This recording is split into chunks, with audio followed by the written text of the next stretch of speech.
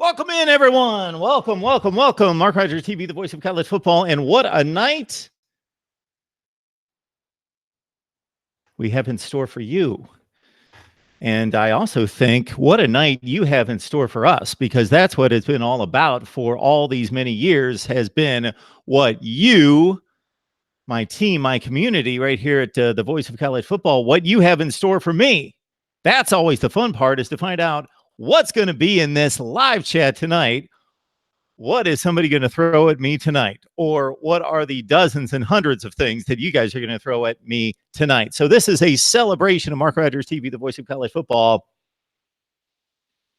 to a certain extent. This is a celebration of you. Thank you so much. We are 16 away from 10,000. So we are celebrating. We are celebrating tonight. I almost started singing. That might be a little bit later in the night with a little bubbly. Possibly I start singing. It usually doesn't take much for me to start singing. You probably will wish that it did. Wow. The time and the effort I put into the set display tonight. Whoo! There it is. There it is right there. So basically what happened here is any complaints about the set display and the celebration display on set, talk to my stage manager. Stage manager? Yeah, you let me down tonight. You really let me down. Three balloons, that's all you could do, and you couldn't even get any tape out to tape them to the set? Wow. No, I walked in like right before we went on tonight, so this is what you are used to getting. is Mark sits down and Mark starts talking. So tonight, Mark blew up a couple balloons and picked up a few items, and then he sat down and started talking. So who needs the shows that have 6 and 8 hours of preparation with a staff of 30 or 40 when you can get the staff of 1 and the preparation of 42 seconds? Here it is. This is what it is. And it's grown to 10,000 subscribers. And if you count the other channels, Miami, Ohio State, USC, then 13,000 subscribers. Thank you so much. Boy, we've got a good show lined up for tonight. The live stream is cooking, and hopefully many of you are already on the line. I will check it in just a second after I let you know that, of course, we are launching Patreon very, very soon. So here's the deal tonight, and I will repeat this a few times because people will be coming in and out of the live stream. I'm going to repeat this a number of times. The first 100 subscribers to Patreon get the first 2 months free. And I sure hope that Patreon's able to figure that out in regards to the logistics. Otherwise, Mark's figuring it out, and I'm like handwriting checks out to people. Regardless, whatever it takes, the first 100 subscribers to Patreon at Mark Rogers TV get the first 2 months free. Thank you for your support. Also, of course, you can catch the audio, but it's just not nearly as fun. But you can catch the audio at Mark Rogers TV on Podbean, iTunes, Stitcher, Google Play, and Spotify. And you regulars know the drill. Grab the Amazon link in the description section below to help support the channel. You can do so by just, grab that link and do your Amazon shopping as you normally do. It doesn't cost you a penny. You don't have to buy the product. Just please do that to help build what is already the best in online discussion, debate, and analysis of college football right here at Mark Rogers TV, the voice of college football. We should be on Facebook Live right now. We are not. I didn't prepare that. So we will be coming to Facebook Live very, very soon. We've got a few guests lined up. Steve Helwagen from Bucknuts. Let's see, it's 7:08 Eastern Time. Steve scheduled at 7 o'clock. So at some point here in the next few minutes, I would expect Steve Helwagen from Bucknuts 247 Sports to jump on the line, help us celebrate and talk Ohio State football. We will do the same with Cam Underwood from State of the U, talking Miami football as he customarily does on Wednesday night at 8:30 Eastern Time. Plus, a cast of thousands. I have laid out the net I have spread the net wide for a number of people to come on, guests, and I have sent out a few links and a few communications with some guests that are near and dear to my heart from going back years and years and years that don't necessarily show up now because they've had changes in life and in vocation and so forth. But I invited them back for the big, big, big, big, huge celebration. So here we are. Let me try out the live chat and see where we stand.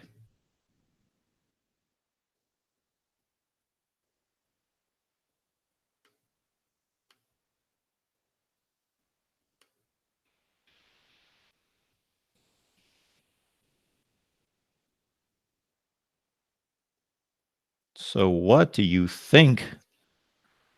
What do you think of my my giveaway for the 10,000 subscribers to celebrate here? Okay, here we go. Let's look. Let's see who's on the line. All right, all right, all right.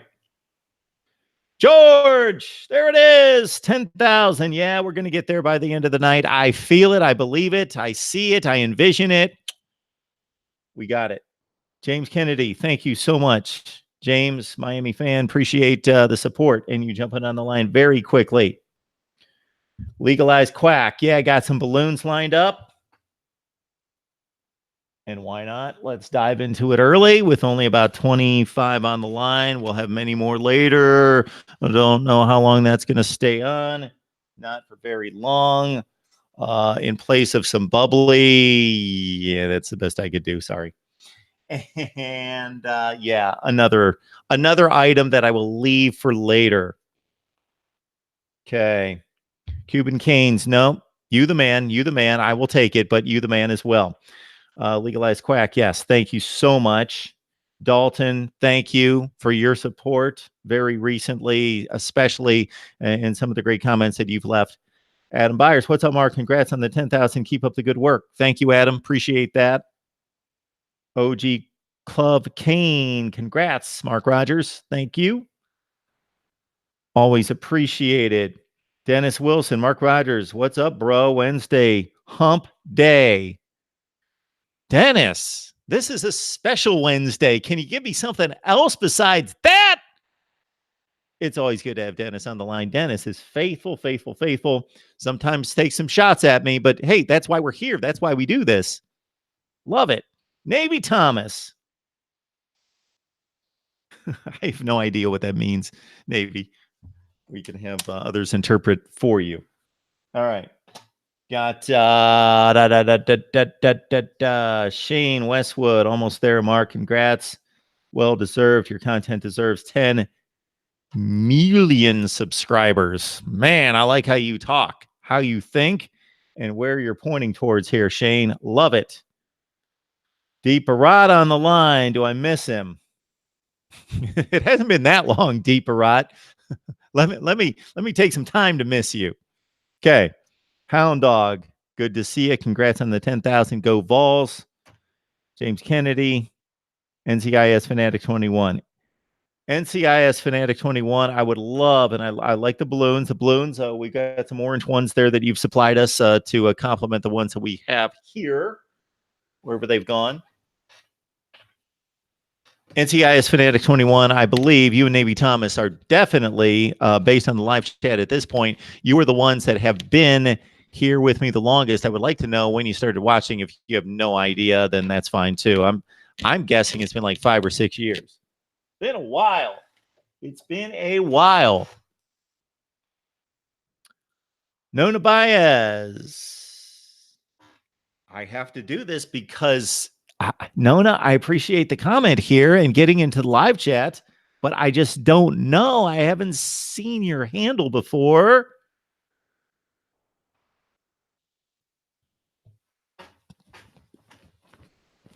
Welcome to Mark Rogers TV, the voice of college football. Thank you so much for joining, Nona. Dennis Wilson again. I drink a lot of bubbles when Manny Diaz brings that trophy home. All right. You may want to put that on on deep freeze there, Dennis. Keep that on hold. Unless you're talking about a Coastal Division championship, maybe. George. How long you been watching, George? George has commented. I give him this. It is actually an official title. George has commented more than anybody to this channel. It is ridiculous how much support George has given me, and really everyone out there. Certainly, Texas is back. The obligatory comment from Deep Barat. Texas is back. Legalized Quack, Texas LSU, definitely one of the top 3 out-of-conference games. I believe I named it my top game. Yes, that was my top game. If I could only watch one non-conference game this season, that would be the one. That would be the one right there. And hang on just a second, everyone. This deserves all due respect and honor. I've got a guest coming on the line that is beyond special, and I hope he's able to connect. Marty, can you hear me? Yeah, I'm just trying to connect my systems here. Can you hear me? So what I'm going to do in the meantime, Marty, is I am going to go to Facebook Live because this deserves a Facebook Live, especially for this particular conversation. So hopefully we can see Marty as well as hear him very soon, and I will be introducing you to one very, very not just special person, but integral part would be not doing it justice in regards to building out this. And so all the negative and clownish things that you see here, disregard that. Don't discredit Marty for that. Basically, credit him for anything good that I've done, anything that's been accomplished. You can point that to Marty. We also have Tony Siracusa come on the line. And Tony, please give Marty and I some time if you can hear me now, because this deserves some conversation here. Hey, Tony, how you doing tonight? Good. Yeah, take your time. I'm in no hurry, man. I just wanted to make sure that I jumped in on the celebration. I appreciate that. Thank you so much. And we just, because of Marty's input here, and because he's not a regular guest, because he's detached from the college football side of things, but he is just, believe me, once we tell the stories, he is the reason I'm sitting right here. Fair enough. Absolutely. Marty, we ready to go here? I think so. Can you hear me? Yes. Oh, we got you. All right. Let me get this on Facebook Live as well, which is going to be a rather rough cut, but we'll do it nonetheless. Hey, everyone, it's Mark. We are simulcasting right now on YouTube, and we are having our huge, as you can see, wow, did I really do up the set tonight? Boy, we did it up big tonight. 10,000 subscriber celebration. I've got Marty on the line. Marty, not a college football guy. Marty McCadden, one of my dear friends, but going to tell some stories to let everybody know. Basically, I'm sitting here because of Marty. That's what it all comes down to. So I'm going to try to do both at the same time without a tripod, but we're going to talk to Marty here on Facebook Live and on my YouTube channel as well. Thanks so much, everybody who's joining us.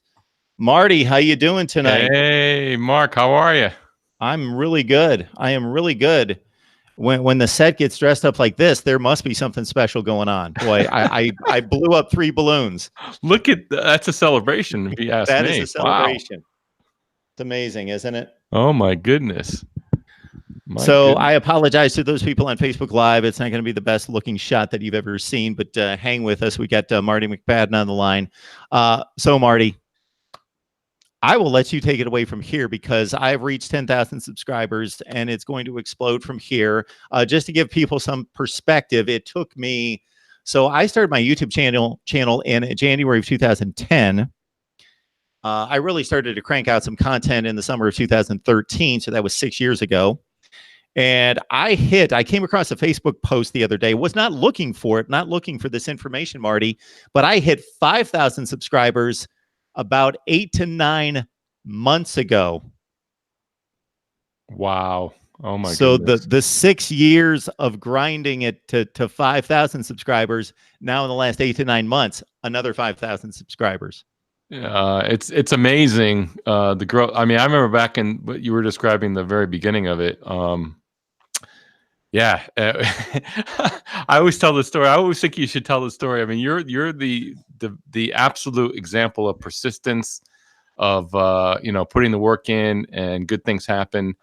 The I remember when you came to me, you didn't know, you started from zero, and that's the amazing thing about what you've been able to do here.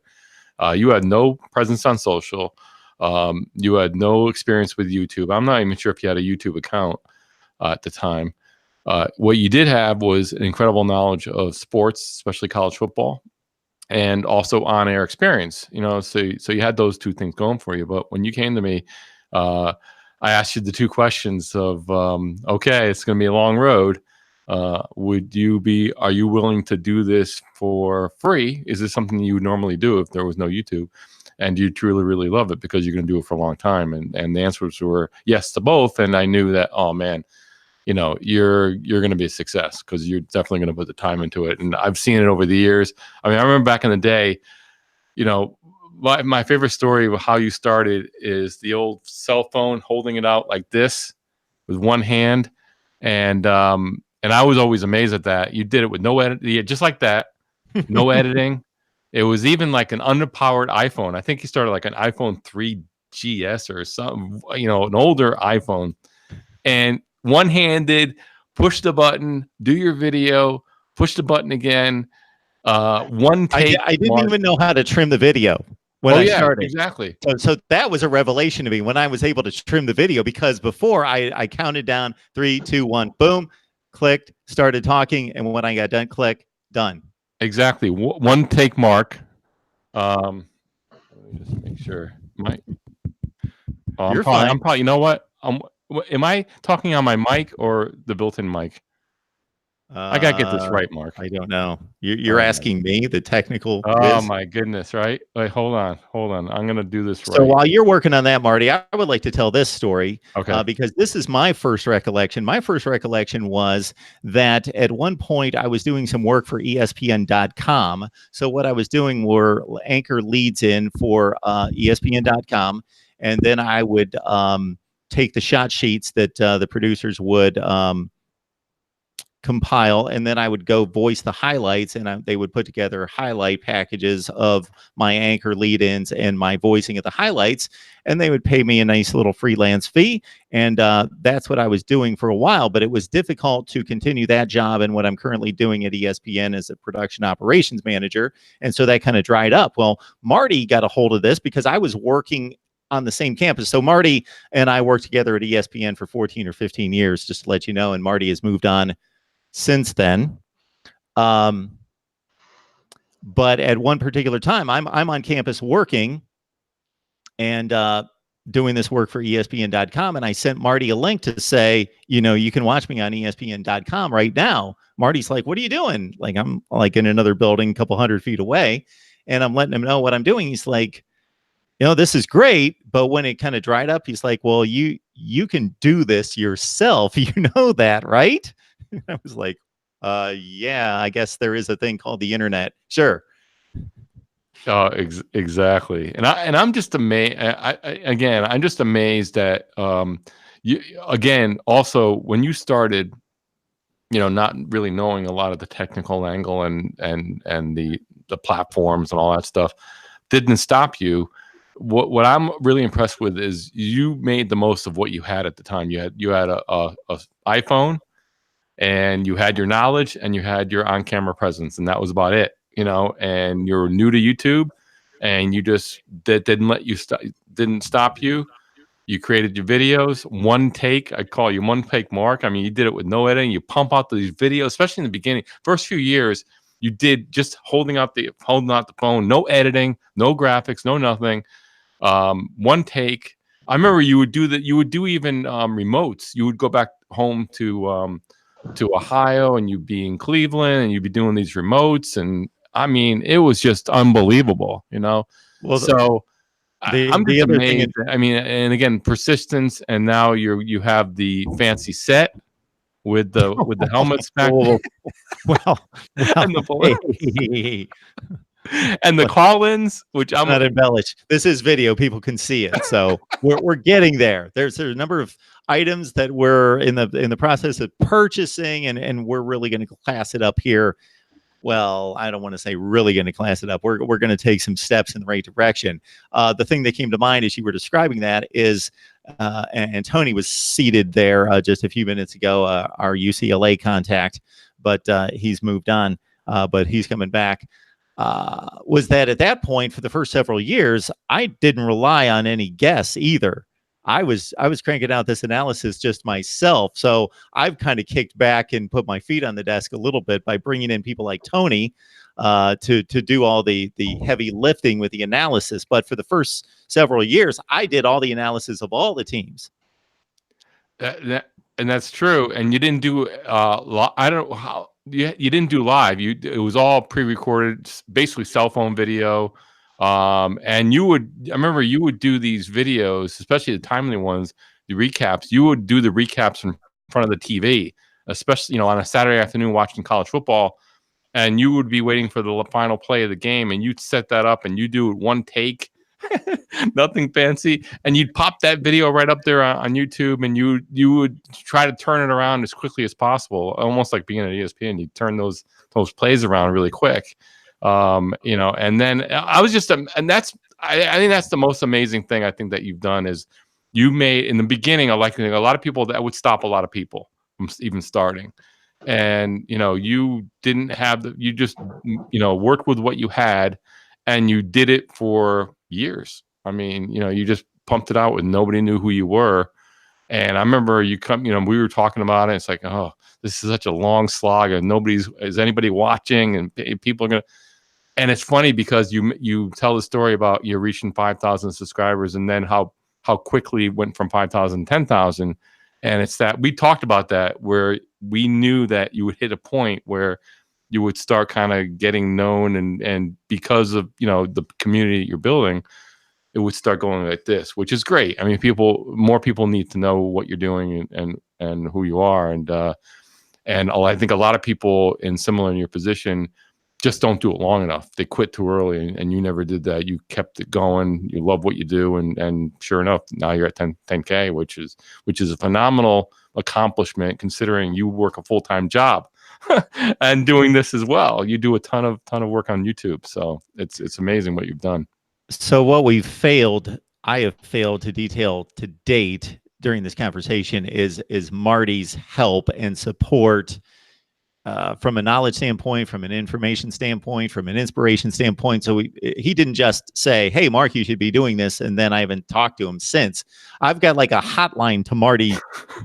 Marty's my hotline. Marty, this isn't working. YouTube screwed this up. Google screwed this up. What is this? Okay, Mark, calm down. You need to do A, B, and C. This is what you need to do. Marty put me on Facebook. Marty put me on Twitter. This is how you do Twitter. This is how you tweet. Oh, you got to put a dot in front of the ad or it won't go in. I remember those days. Everything I've done on social media, Marty has told me, do this, do that. You tag people, do this. He has taken me through everything. Oh man. I mean, it's obviously a lot of the credit goes to you really because you wanted to do it, and you persisted. A lot of people I see in this industry, I mean, my day job now, Mark said, I left ESPN. I think it's 5 years. 5 years this month actually is the anniversary. So I do production. I do media production, video and audio, and all that. And so kind of help Mark along the way, but Mark's being modest as well, and if it wasn't for him actually taking the reins and actually doing it, and along with working a full-time job and willingness to learn things that he didn't have any experience in, you Mark, you have experience in a professional environment as far as being on the air doing sports. And you have knowledge of sports and you know how to be on camera. All this other stuff, when you're trying to build a YouTube channel, you have to kind of be not only the on-air talent, but you have to be the producer, director, cameraman, social media manager, all that other stuff, right? So people, believe me, I am not minimizing my role in maximizing Marty's. I am telling you, there have been countless times throughout the years I couldn't figure something out. Called Marty, he figured it out, whether it took 30 seconds, usually, or 30 minutes, or 60 minutes, or 90 minutes, working through some kind of application online that I couldn't figure out. Bam. It never failed that he would figure it out, get it done for me, make it a priority to get it done, show me, give me the background, give me the knowledge. So next time, lead the man to the fish, and so he can fish, teach him how to fish, that kind of concept. So what little I know now is certainly attributed to this guy. Nah, I mean, it's it's funny because I'm just thrilled that the 5-figure night has come. It's like, you're finally you're there, and this is where it gets fun, because now you're starting to see some, before, you wonder, am I even talking, is anybody listening, is anybody watching, does anybody really care about what I'm doing? And that's the hard part, those, the very beginning, and the other part of it, just to kind of encourage people that may want to do the same thing. That's the good part about that, is because nobody's watching yet, you have an opportunity, your mistakes aren't seen as much, and you have an opportunity to kind of build your knowledge. And in your case, I mean, you're starting from scratch, so it's kind of a built-in buffer there where you're kind of building up as you build an audience. And now you've come so far, and I know you have big, obviously you have a lot of we've talked about a lot of the plans that you want to roll out in the coming months and years, as far as, taking this to a whole new level. But yeah, I mean, just working and working what you have. I mean, it's amazing what you've done. And it goes to show you that, true knowledge, passion for what you're talking about, building trust with the audience pays off, and that's what you do. Marty, I don't want to interrupt, and I know I just did, but the bewitching hour has struck. So I was just going to mention, as you hit on the magic 10,000 number, that this was a bit of a prophetic or prelude of a celebration, because we were announcing we're celebrating 10,000 subscribers. And when I hit the air, I was at 9984, 16 shy. Ooh. So I refreshed the channel page. We're sitting at exactly 10000. 10,000. Nice. Exactly. Yay. We have picked up 16 in just a few minutes. Congratulations. So, I feel like I'm on the Jerry Lewis telethon or something. Symphony. So it's a beautiful thing. It's a nice looking number. I'm waiting for it to go to, 3 zeros and the 1. Of course, let's keep going. But it is amazing to see the 1 followed by the 40. So everybody on Facebook, again, I want to remind you that this isn't necessarily the way you want to watch this, but still, we just picked up 16 subscribers, and everybody that's watching, Karen, thanks for the congratulations. Yes, you know what that means coming from you. Lisa, thanks for watching as well. But I was just talking to Marty, our guy here, that has just been so amazing in building this channel and helping me through all the technical aspects of it. But I just let Marty know that we hit the air just a few minutes ago at 9984, 9,984. I refreshed the page, and bam, 10,000. There we go. Man, that didn't take long. No, it didn't take long. Wow. Hockey stick. Marty's taught me about the hockey stick. Go straight up. This is what we're doing. It's taken us, I was mentioning earlier for anybody watching, it took us about 6 years to get to 5,000 subscribers. It's only taken us about 8 to 9 months to get to the other 5,000. So it's going straight up from here. Absolutely. Marty, thanks so much for joining us. And I couldn't have done this without you. So people didn't know who Marty was coming on here. He's not going to talk college football. Yeah. I just come on for the special 10K, and then return to your regular programming after this. Absolutely. We will see you at 20,000, Marty, but I may have to make that phone call in a few weeks. I don't know. Well, listen, we'll be talking, because I know you got big plans and upward and onward. But congratulations on 10K. Keep it going, Mark. You're doing great. Perseverance pays off, and I expect big things from here on in. So keep it going. And I will talk to you soon. Yes, Marty, thank you so much. All right, take it easy, Mark. It was a treat to have you join us. Oh, you got it. Take it easy. Have a good rest of the show. Thank you. Thank All you right. so much. 10,000 subscribers. Thank you. That's not me doing much of anything except sitting in this chair talking all the time. That's you joining the team. We got Tony Siracusa on the line from Last Word on College Football. And Tony, I would have to do some research and go back into the archives to figure out when you jumped on board and started to help us out. But your contribution has been invaluable. So it makes it even more special to be able to reach out, contact you, and have you take some time. And thanks so much for waiting. But I just had to talk to Marty and share some of that insight from going way, way back. But it wouldn't have been the same without having you on for a guest spot as well. I appreciate that, Mark, and I appreciate you hitting me up a short while ago and telling me about the special show. I wanted to make sure that I even put on a clean shirt and everything for the occasion. You know, my tuxedos in the dry cleaners, or I would have put it on for you. You know, honor the celebration. I like Marty's reference to it. It felt like it was the Jerry Lewis telethon with the big numbers, you know, turning over. It's a big moment. I actually did go back in a few minutes I had while I was waiting, and it looks like you and I did our first show together about 3 years ago. Because I joined Last Word on College Football a little over 4 years ago as a writer with Don King when he was the managing editor of the college football site. And, you know, I know you've had him on over the years as well, talking Stanford football and so on. And I joined then as a writer. And then as I moved up and became a co-managing editor with him, then managing editor and so on, you know, the frequency stepped up a little bit. But it was great because you were one of the guys who always wanted to reach out and talk West Coast college football, which, you know, is there's not a lot out there, frankly, because, you know, it's had its ups and downs and mostly downs over the years. But you were one of the guys who always wanted to, you know, give some airtime, give some notice to West Coast college football. And so it's always been a privilege to do your show because you always put in a lot of homework. You do the work, you do the research, and it makes it easy to be a guest on your show like that. So I always appreciated the effort you put into it.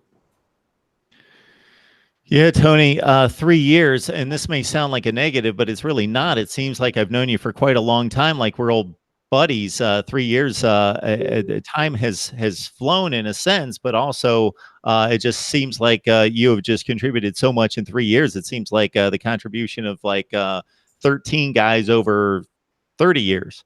Well, it's funny, you know, because when I was thinking back while I was listening to the anecdotes with Marty, you know, and I was thinking back, and one of the and this is really more about the work you do, but to get to that point, one of the honors that I have of being, you know, being on the Football Writers Association of America, being on the voting committee for the Outland Trophy and for the Bronco Nagurski Award, is I get the privilege to interact with a lot of other media people, do interviews with, you know, various people. It feels like somehow when I do your show, though, my segments always wind up having to be cut into 2 and 3 parts because you and I have this thing where we can just go on forever talking college football, whether it's the Pac-12 or UCLA or whatever. It was very easy to build into that, where it seems like, you know, what was going to start out as a quick little 10 minutes turned into 30 minutes, and it's a 3-part segment, you know, that's getting uploaded into various sites because it was just that kind of easy rapport. Well, Tony, there would be a lot of people out there that would verify that it seems like I go on and on forever. So there's no question what you just said is verifiable.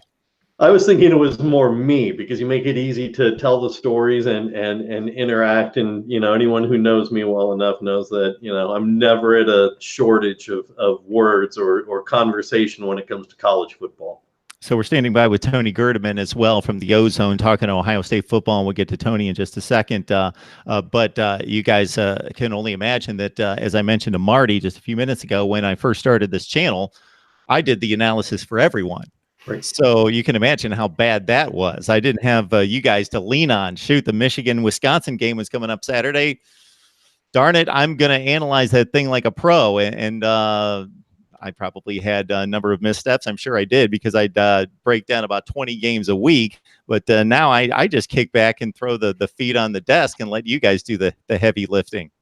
Well, there's that good interaction that you have with your guests, because I watch a lot of them, from around the country, and you've got so many. I think part of the tribute to the work you've put into this is we'll call it the stable of reporters and analysts from around the country that you're able to call on for various teams, various conferences, that are always eager to jump on the show with you and chip in and have that kind of analysis and that kind of work with you, because you undersell yourself, or you just put your feet up on the desk, because I know better, and I know you're looking up stats, and I know you're looking up, you're doing research before we even do the show, because I know you and I, aside from doing the show, we interact a lot off of this, and just in other forums as it is, and I know the thought and the work you're putting into developing themes for the shows and topics, and not just say, hey, well, let's call a Miami guy, or let's call Tony covering Ohio State, or let's call Tony covering UCLA.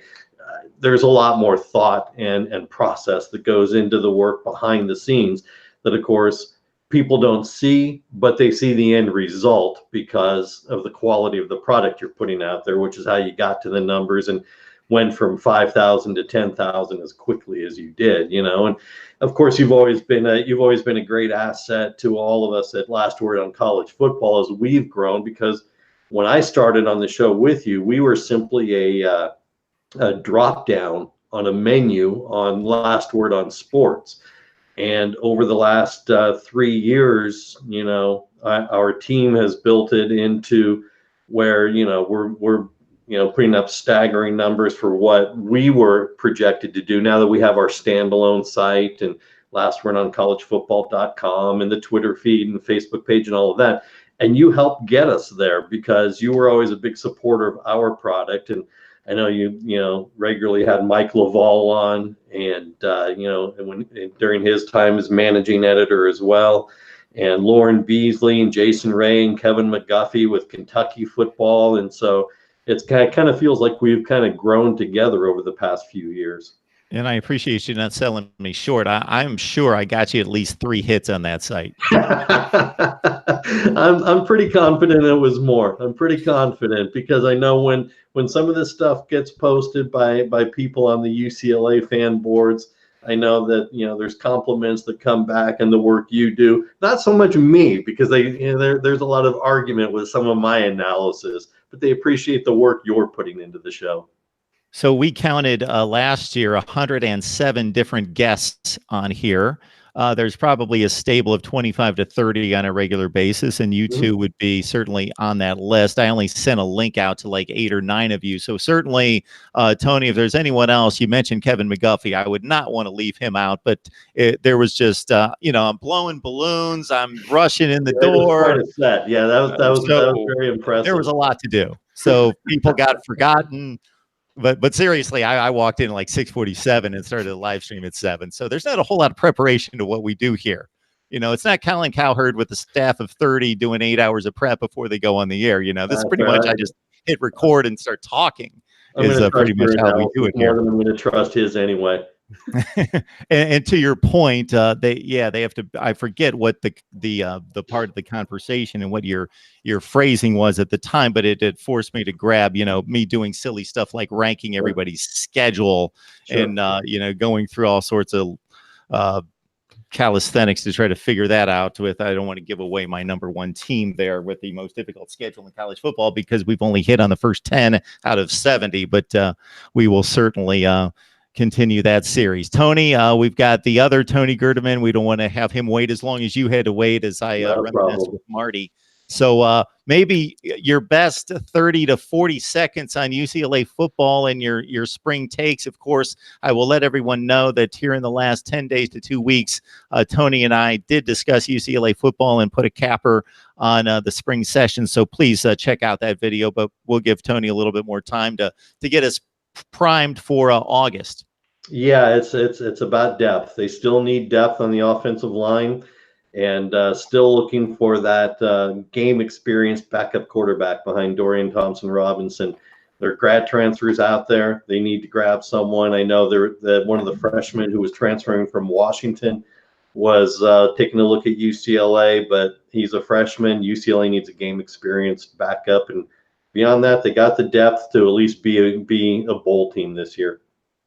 Very good. Mark Rogers TV, the voice of college football. You know the drill. Amazon audio we've got available on 5 different platforms, and certainly the best bloggers, broadcasters, and writers in the industry. And never have I meant that more so than on this night, with a number of very special guests in store, including Tony Siracusa from Last Word on College Football. Tony, thank you so much for stopping by. Again, it wouldn't have been the same without you. Congratulations, Mark. Keep up the good work. Thank you, sir. All right. From Tony to Tony. It's the Tony Awards tonight, I believe. We got Tony Gerdeman from the Ozone to talk some Ohio State football. And Tony, I'm glad that you as well could take part tonight. You can see the planning that went into the set display tonight. Did you have those balloons on hand, like in a drawer somewhere, and then blew them up as you got when you came home? Is that what that is? I actually had plenty of hot air to pump those up right before I started talking. So you got those tied down. I think I tossed the last one up there as I was hitting the record button with my left hand. I would like to offer my congratulations as well. I cannot do it as well as Tony did, laying it all out there, everything that you've done, but it's always a pleasure to do the show, talk Buckeyes as we do talk college football, because it's easy. It's just really easy. It's an easy job. No, I meant what you do makes it easy. Come on.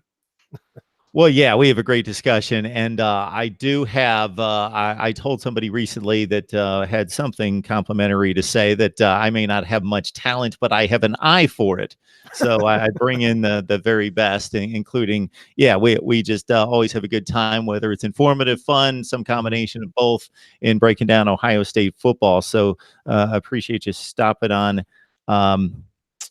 down here tonight to help us celebrate. But we'll talk some Ohio State football, and I'm trying to remember exactly where we left off, but I will just kind of let you take it away in regards to, maybe some quick takes from the spring and the spring game. And I know we did talk about the spring game, and it didn't mean a whole lot. We do have a quarterback situation that's very much in flux with Gunnar Hoke. I have to admit, Tony, my memory of his recruiting value was much higher than it turned out to be when I looked back, because I remember Gunnar Hoke going to Kentucky. This was supposed to be a big deal. Well, I may have been saturated with Kentucky folks at the time or something, because then I look back and he was like the 40th rated pro style quarterback. But I certainly remember him leaving Dayton. He's from Dayton, correct? Dublin, Ohio, of course, just outside of Columbus. Exactly. And signing with the Wildcats and Mark Stoops, but he's back in the Buckeye State. Yeah, and you mentioned having this perceived value of him back then. His value has increased once he hit the transfer portal, and was really a must-get guy for Ohio State, and was probably on their radar beforehand, because he was a guy that, on my podcast, we had talked about back in the winter, maybe when Tate Martell transferred, that this is a guy that you might want to watch out for, because he is a Buckeye legacy. His dad was a Buckeye. His uncle was a Buckeye and a former defensive coordinator at Ohio State. He had a cousin as a middle linebacker at Ohio State. So he's a Buckeye through and through. His family still had season tickets to Ohio State, even as their son is at Kentucky. And I'm sure they went to those games as well. But so, he was a Buckeye through and through. And he had Kentucky, Syracuse offers of that ilk. So he's played 5 games in his 3 years in Kentucky, and those all came last year. So he's not had a lot of playing time, didn't play any as a redshirt freshman, but he's going to come into a situation right now where he'll be trying to win the starting job, but more likely he'll be competing with Chris Chuganoff, who was a grad transfer last year, who showed up in August to provide some necessary depth. And we'll find out. It's going to be an interesting battle at backup as the backup quarterback because those guys are one snap away, and you've got Justin Fields, the likely starter, who is a very good runner and likes to run. And if he takes the wrong kind of hit, either while running or while throwing, then that guy comes in, and now you're looking at a situation where Ohio State has national title aspirations, but how much do they have to dial it down if something happens to Fields? Now you're going with Gunnar Hoke or Chris Chuganoff. I don't know that there's been anything overblown as much as Justin Fields' stat line at the spring game. Not that there wasn't concern, not that there wasn't misfires, and not that he didn't look less than great. But I remember your evaluation and again, this is without much adversity on the practice field, but just in terms of the evaluation of sheer talent on the field and the rotation of the ball, cutting through the wind, that type of, eye-popping talent. And did you get a decent read? And I know that the access is limited, but how well he performed day to day, and not just 4 for 13 in the spring game. This guy's a bust, man. We got major concerns here. Mm-hmm. Yeah, I think he was clearly the starter. That's one of the reasons why Matthew Baldwin is no longer at Ohio State. And there's, other reasons as well, wanting to be closer to home. But if he had won the job or not lost the job, he'd still be a Buckeye. I truly believe that, because as we've said on my podcast, how often can you name a starting quarterback that transferred to be closer to home? When does that doesn't happen. And so that's not the situation here either. But Justin Fields, and I ran a piece this week from Ohio State receiver KJ Hill saying that Fields has a stronger arm than Dwayne Haskins. But what set Haskins apart was the accuracy and the timing and ball placement, which is elite. I think is the best in the nation last year in terms of quarterback prospects. So comparing Justin Fields to that is not fair. Dwayne Haskins is the best quarterback in school history. Let's let Justin Fields be as good as Braxton Miller. Maybe just set that level and then go from there. Because in terms of his throwing, I would probably put him around 2012 Braxton Miller. Which was decent, but the quarterbacks before Dwayne Haskins would always tank a little bit in their accuracy once November hit, and that was where Dwayne Haskins did not do that. And I want to see, can Justin Fields maintain that level? Because if he can play well in November, then I think that's going to be the key in terms of that's where the tougher games are. But as far as expectations,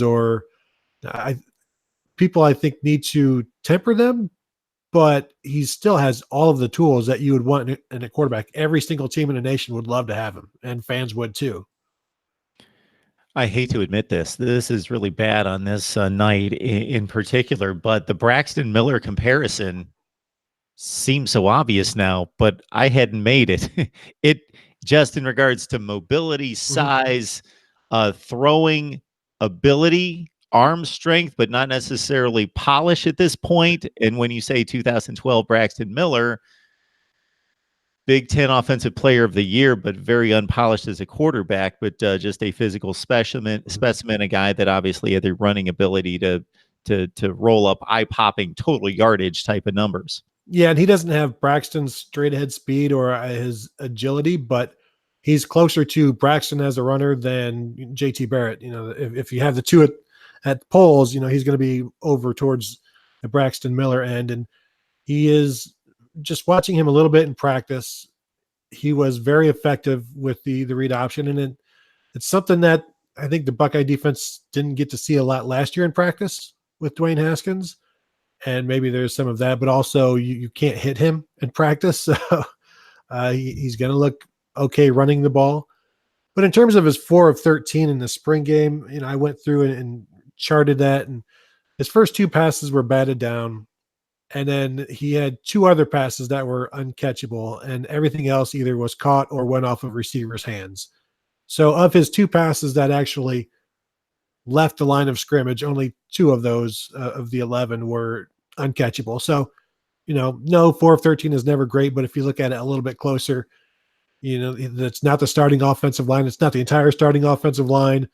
You're mixing in receivers. You're mixing in all kinds of different things. Timing is still I mean, it was the 15th practice, and I'm sure he's looked better in practices, and he won the job or was with the ones pretty early on, and we never really saw him with running with the twos except for maybe the first or second practice, and that was just rotating with Matthew Baldwin. Every other time we saw him, he was with the ones, and anytime we would talk to Ryan Day about that, he would be like, "No, that's don't read into that." But of course, 1 month later, and Matthew Baldwin is now at TCU.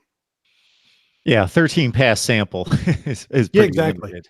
It's a and Dwayne Haskins wasn't good in last year's spring game either. He was good in the year before, but you can't really judge too much off of that. It's one of 15 practices, and it's a practice where he, like you said, he throws 11 passes compared to any other practice where he's probably throwing 60. With the wealth of talent that comes to Ohio State, I've always been thought it a bit strange in comparing the running back position and the way it's handled and has been handled under Urban Meyer compared to some other like programs, and Alabama being the classic case where they just come at you in waves of running backs. Carlos Hyde owned the position. Ezekiel Elliott owned the position. J.K. Dobbins looked like he was going to take it from Mike Weber. Then it turned into be a little bit more of a platoon, so a little bit more in that direction of giving one guy some relief and having multiple backs back there. So in regards to J.K. Dobbins versus the rest of the runners, how do you see that that ratio of running carries playing out? I think some of that depends on Demario McCall, who's the fourth-year junior running back behind Dobbins, who is arguably one of the top three most dynamic players on offense, but can't stay healthy.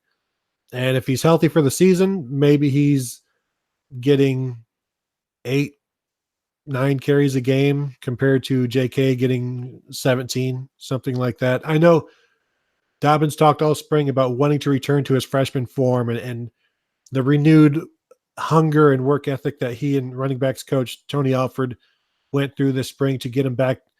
It sounds strange to say, to get this junior back to his freshman form, but that's what they went about doing, because if you look at what he was as a freshman compared to what he was as a sophomore, they are not the same person. They're not the same player.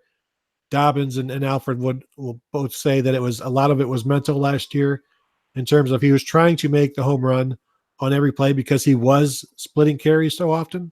And so he knew he would get, I'm going to play this series. Mike Weber is going to come in the next series. So I have to do everything I can on this series to get to the end zone. And you're trying to make stuff happen when there's nothing there. And the Ohio State offensive line wasn't great at run blocking last year.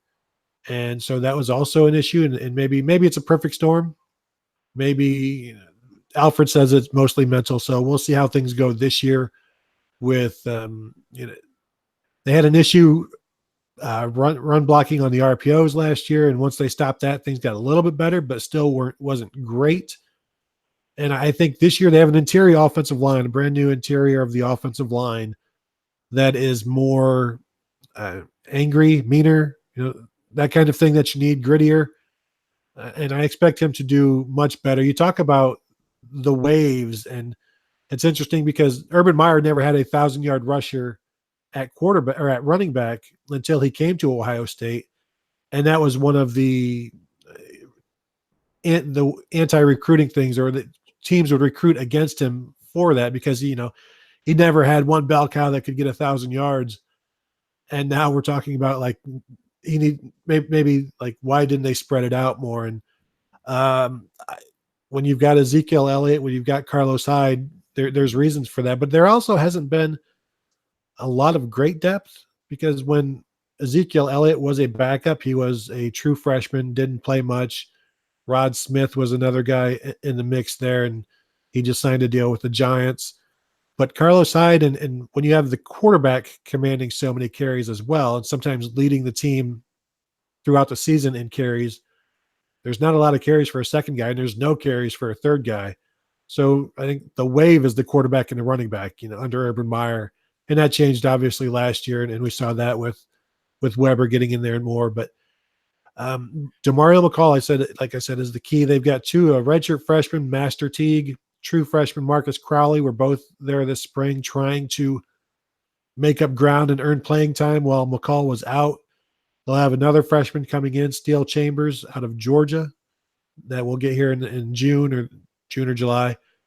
And so they'll have some options, but I strongly think JK it will be back to his freshman form, maybe 1,500 yards, 1,400 yards like his freshman year rather than 4.2 yards a carry last year, which is unacceptable at Ohio State. Yeah, if you scan statistics and look at as many as I have tried to in the past, maybe not as many as I have, have in distance gone by when I was just absorbing that stuff, but I guess I should be now.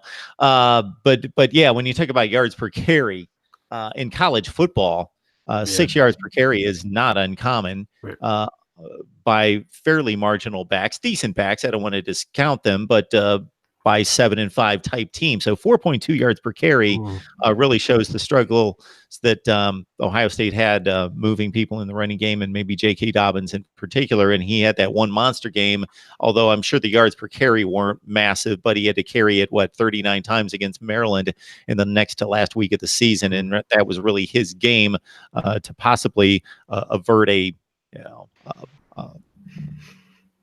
disaster, not making the Big Ten championship. Yes, if losing to Maryland's a disaster, which it would be for Ohio State fans, but certainly that would have ushered, regardless of what happened the next week, a Michigan Big Ten championship game appearance. Yeah, his importance will increase this year, and I asked him this spring if he's tired of talking about last season, and he's like, I'm just here to make your job easier.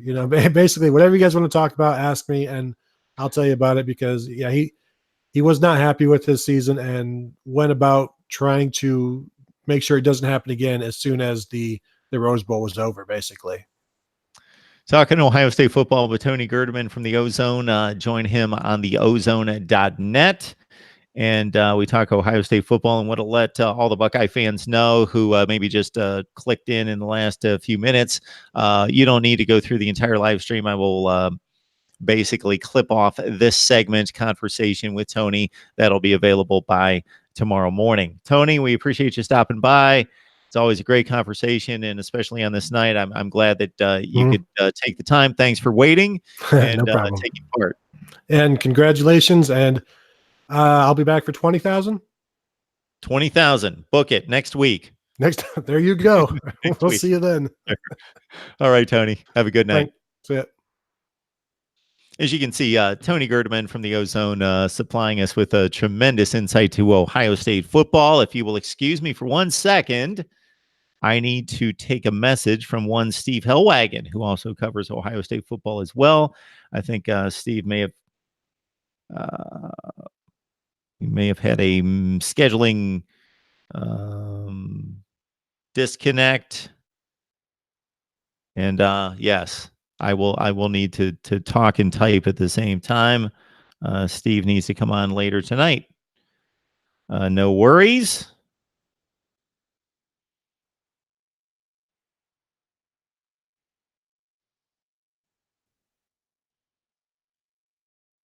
All right. At 8:30 Eastern time, we've got Cam Underwood from State of the U joining us to talk Miami football, of course. All right. Here's the deal. I'm over on Patreon, and we're going to have exclusive live streams there available each and every week in which I interact with you, and I also take viewer comments and I respond. And I think it's going to be a whole lot of fun. And we've cut a couple segments over there that I think were really good. They will be available over here on YouTube at some point, but we encourage you to join us on Patreon. Join the community that we're building there. So for the first 100 that sign up for Patreon, the first 2 months are free. I am desperately hoping that Patreon gives me access to be able to do that automatically. And then it's automated. If not, I'm going to be doing a lot of manual work and reimbursing people 2 months. But you've got my word on the honor system that I will reimburse the first 2 months of Patreon. For the first 100 that sign up, you can simply sign up and let me know that you're going to sign up. And then I'm going to obviously see that on Patreon, and we'll touch base, and I will reimburse you the first 2 months. All right. Amazon. Yes, we are in partnership with Amazon. Please do your Amazon shopping by joining and grabbing one of the links down in the description section of any of the videos, including this one, and to do your Amazon shopping. The video is more fun, yes, but we are available on audio at Mark Rogers TV if you go to Spotify, Podbean, iTunes, Stitcher, or Google Play as well. I'm going to run through the live chat. I will take calls at 860-325-3687, and I will put the number in the live chat. 860-325-3687. There it is. And you guys are tearing it up here on the live chat, which is, of course, the self-proclaimed best live chat in college football. And I will verify that. Grun is telling me that Patreon's going out of business soon. If Patreon goes out of business, then we will also go out of business just on Patreon.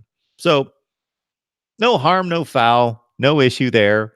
And then for whatever content that you sign up for and become part of the team and part of the community, we will deliver on Patreon for as long as it's available.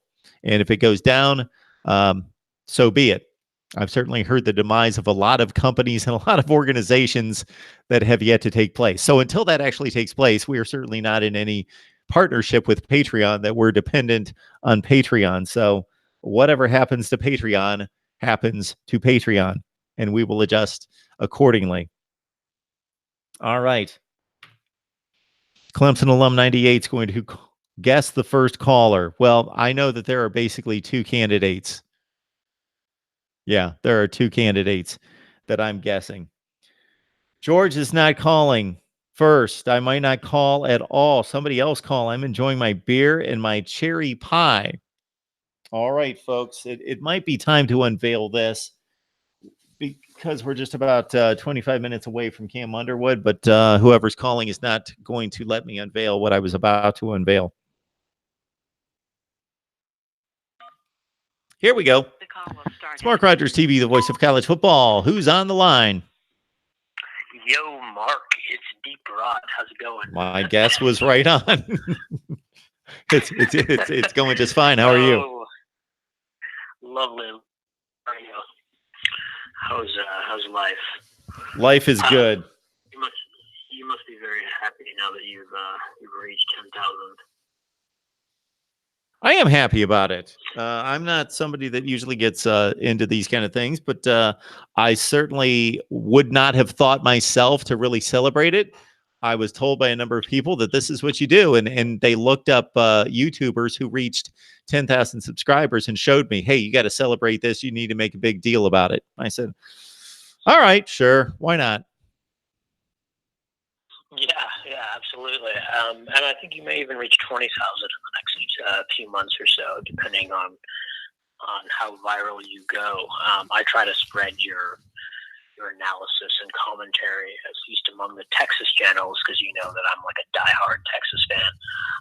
Among the Texas channels that I know of and speak of online. But yeah, man, I think it's a very interesting period of time in college football. And the reason that I wanted to call in first, or even call in general into your show today, is because, I genuinely believe that Clemson has kind of sealed their fate into being the next dynasty in college football after Alabama. And I don't normally say this, and I don't typically say this, but, and I know that you don't really care. Oh, we lost you, Deeperat. Are you there? Okay. You're not coming through. We cannot hear anything. Barely. Can you hear me now? There you are. Can you hear me now? Yes. Okay, perfect. Yeah, so I definitely think Clemson is on shape to be the next dynasty in college football. And I don't say this typically, but I have to say this. They just landed the #1 QB in the class of 2020. They pretty much have the best recruits out of Florida, Texas, and California now. And so I don't typically say this, man, but I do believe that they are on par to be the next dynasty, in shape, I should say, or on trajectory, or whatever you want to say. And it's going to be very interesting to see the next 5 years, man. I mean, I am absolutely shocked at the next recruiting class that just landed, and it's only May. Like, it's not even like, December yet. So, yeah, that's kind of where I wanted to hear your thoughts. It also doesn't hurt to be in a bad conference. No, and that's the other thing I want to say is that, like, I hate to say this, but I think they're going to win the next 6 ACC titles. I don't think that anyone is going to come close. Not even by a country mile. And I typically don't say this because I like when there's some competition, but because they landed DJ, who's the number 1 QB, and he's going to play 1 year under Trevor Lawrence. I believe 2 years from now, he has 1 year of high school left, and then Trevor will play his junior year, and then he will come back on.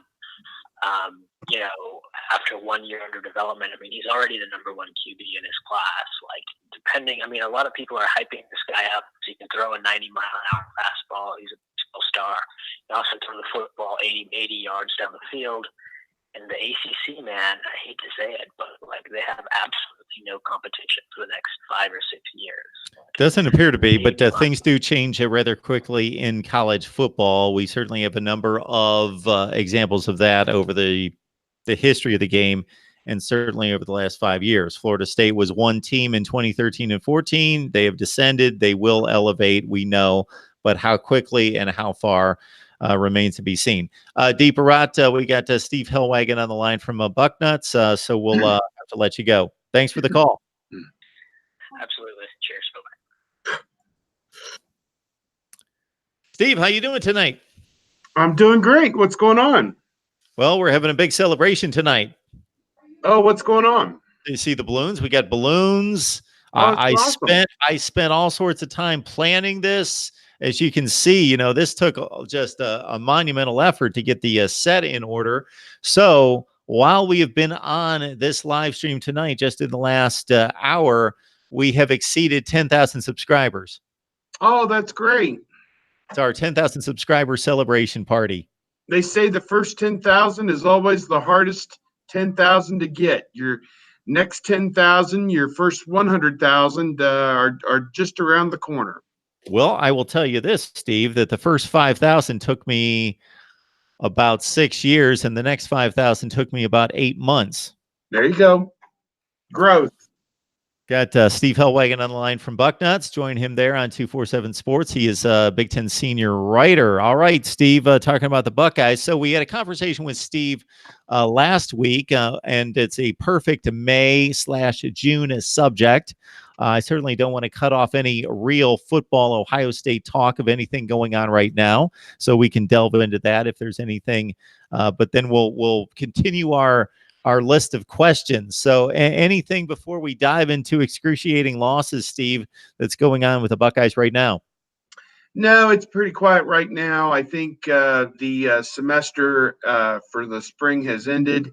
I think most of the athletes are probably away right now, unless some of them are enrolled for the May semester, this 3 or 4 week period. And then the summer semester will begin in early June.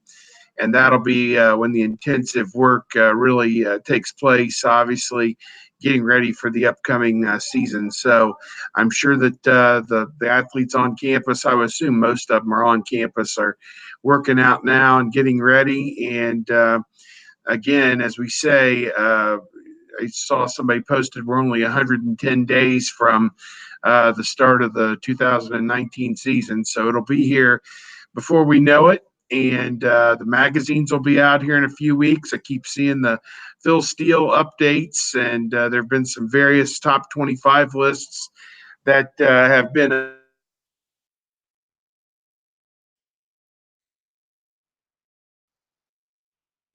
Well, Steve, if you can hear me, click out, come right back in. Steve talking about Ohio State football, and as we prep for August. And hey, Steve, you back with us? I'm here. Okay, we lost you for about 30 to 40 seconds there. Okay.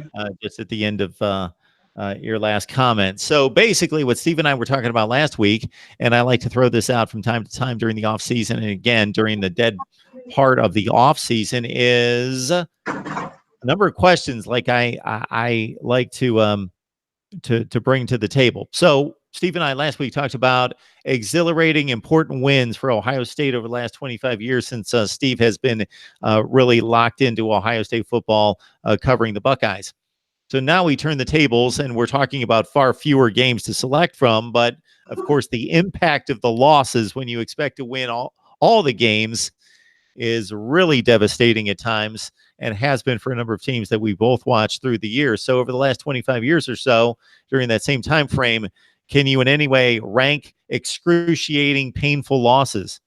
Oh, there have been many. Go back to the 90s, and we touched on this. And as a quick refresher, the top wins were Miami for the national championship in the Fiesta Bowl, Alabama in the semifinals of the playoff in 2014 to go on and play Oregon, which you'd put that Oregon game in there as well somewhere.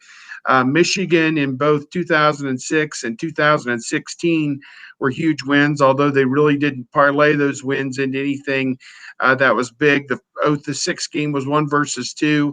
The 16 game was 2 versus 3.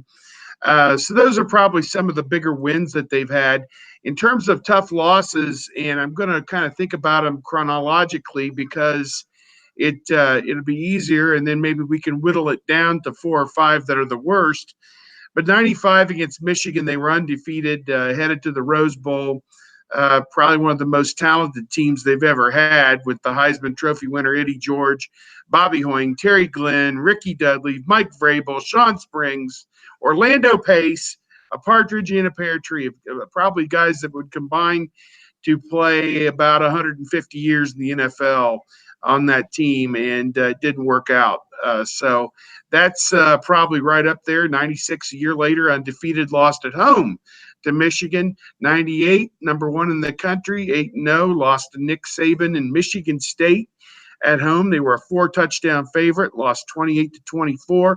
They were number 1 in the BCS rankings the first year of the BCS rankings, and they were wire-to-wire number 1 until that day, and ended up just outside the top 2 in the final pairings of Florida State played Tennessee in the first ever BCS national championship game. Ohio State got edged out. So there's 3 right there. Nothing big in 99, 2000, 2001. Those teams weren't any good. 2002, they ran the table 14-0. 2003 at Wisconsin, a very rainy game. And Lee Evans caught a deep pass and out and up against Chris Gamble, knocked them from the ranks of the undefeated in 03. That was big. Nothing really that important in 04. 05, they lost at home to Texas. And this was a big one. Vince Young, man, was he I think that was the year they went on and won the national championship, and they did it on the basis of beating Ohio State early in the season in Columbus. And that was a hell of a game, like 25-22, something like that. Ohio State lost that game.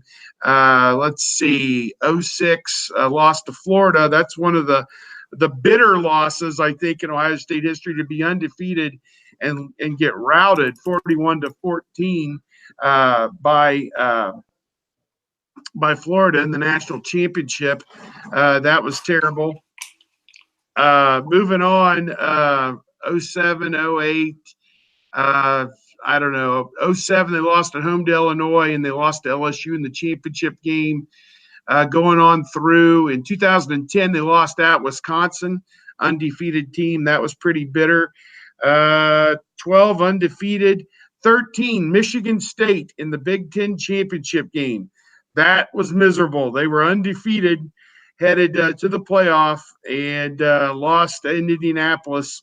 Had a terrible defense that year, and got trampled. I think it was 34-24. So that was a tough one. 14, won the national championship despite losing to Virginia Tech. 15, lose at home to Michigan State, undefeated. That was about as bitter a loss as you'd see at home.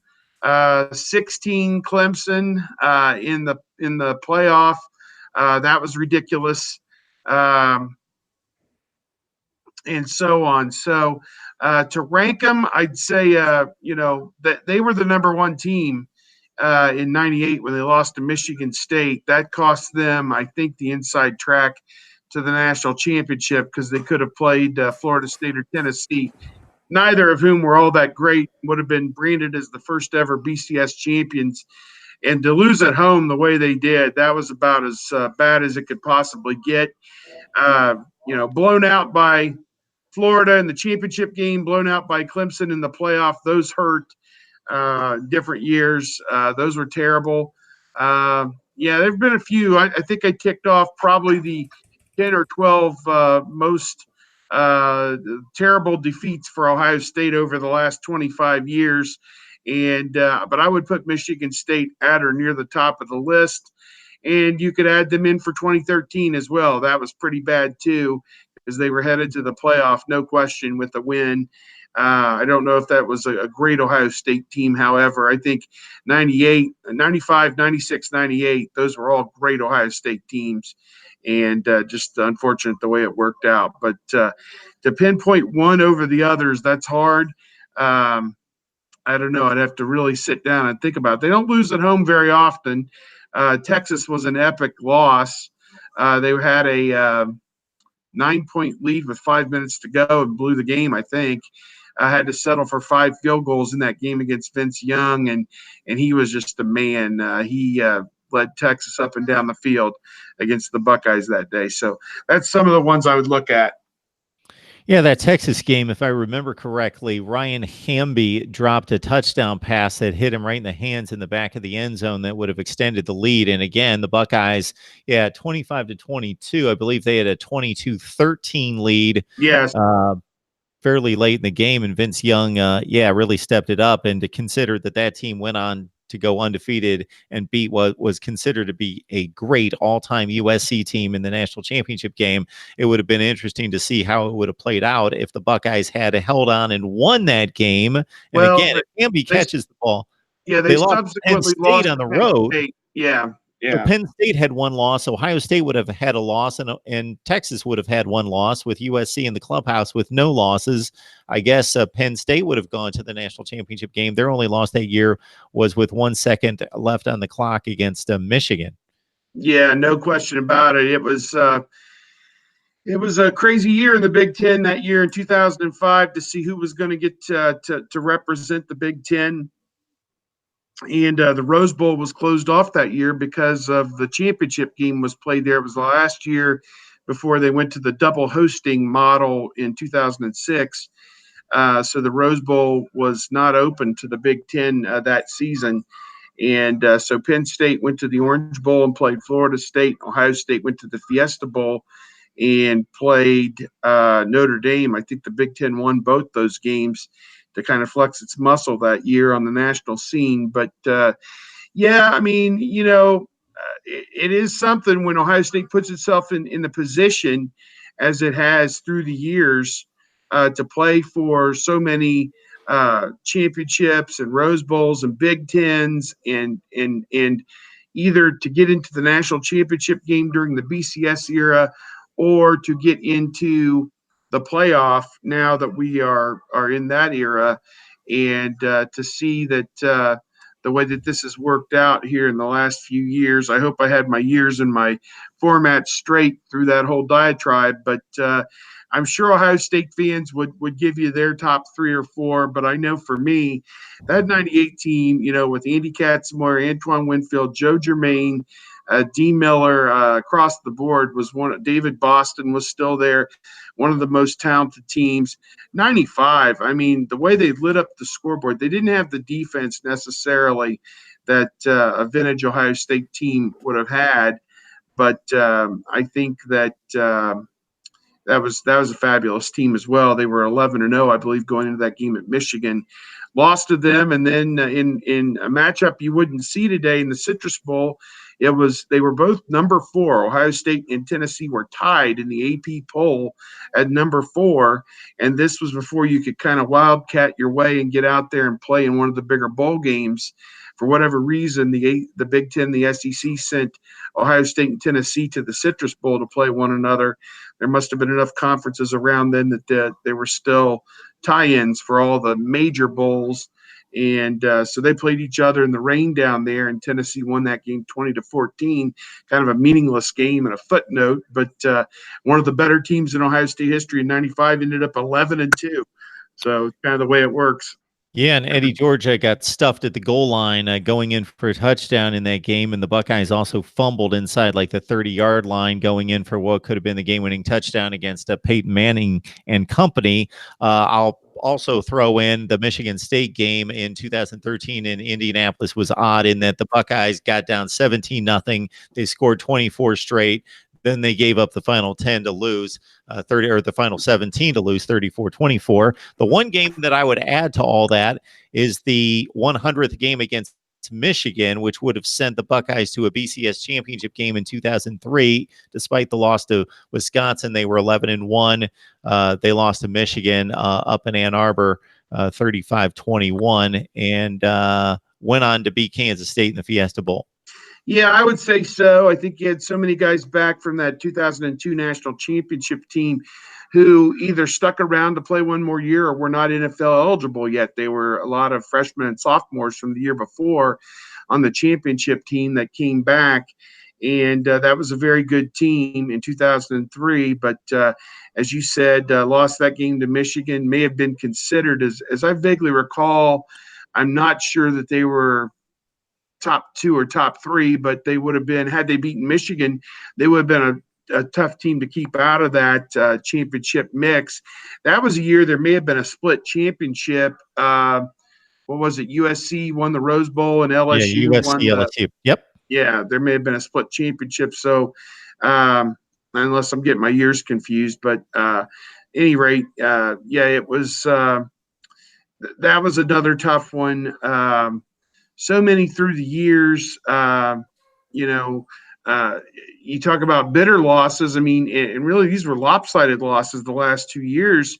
When you go on the road to Iowa and lose the way that they did, and then go on the road and lose to Purdue, a team that was barely 6-6 this year, or whatever they were, 6-7, maybe with the bowl loss. That's not a team that Ohio State has any business losing to. So, those are disappointing losses, certainly. And when Ohio State ends up 5th or 6th in the final playoff standings, those are the losses that kept you. They were 5th the year before and lost to Iowa, and 6th this year and lost to Purdue.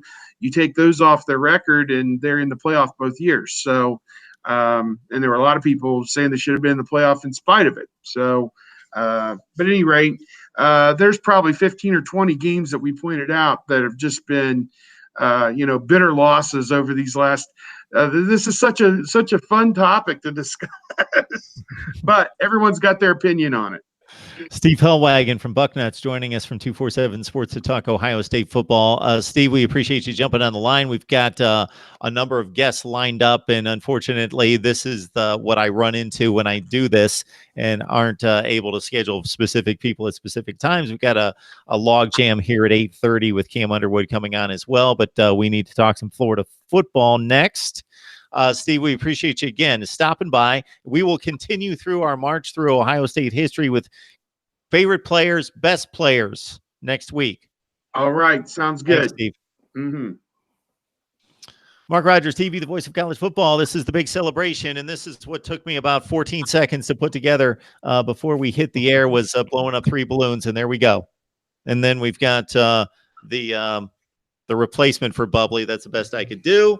And then we've got our hat and so forth and so on. We got David Waters on the line from Gators Breakdown. Claire, we hope you're okay.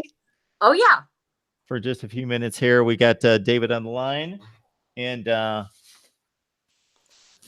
so David and I did several segments, many shows. When I say several, I should say several hundred, whether it was here at Mark Rogers TV or over on our incarnation of SEC Breakdown, which then became Gators Breakdown. And so David's got a special place here at Mark Rogers TV, which this is what we put together here. It's 10,000 subscribers. There we go. To celebrate. Yeah. That was Thanks so much for taking part, Dave. Yeah. You certainly have a big hand in this, so thank you so much. It was great that you were able to stop by tonight.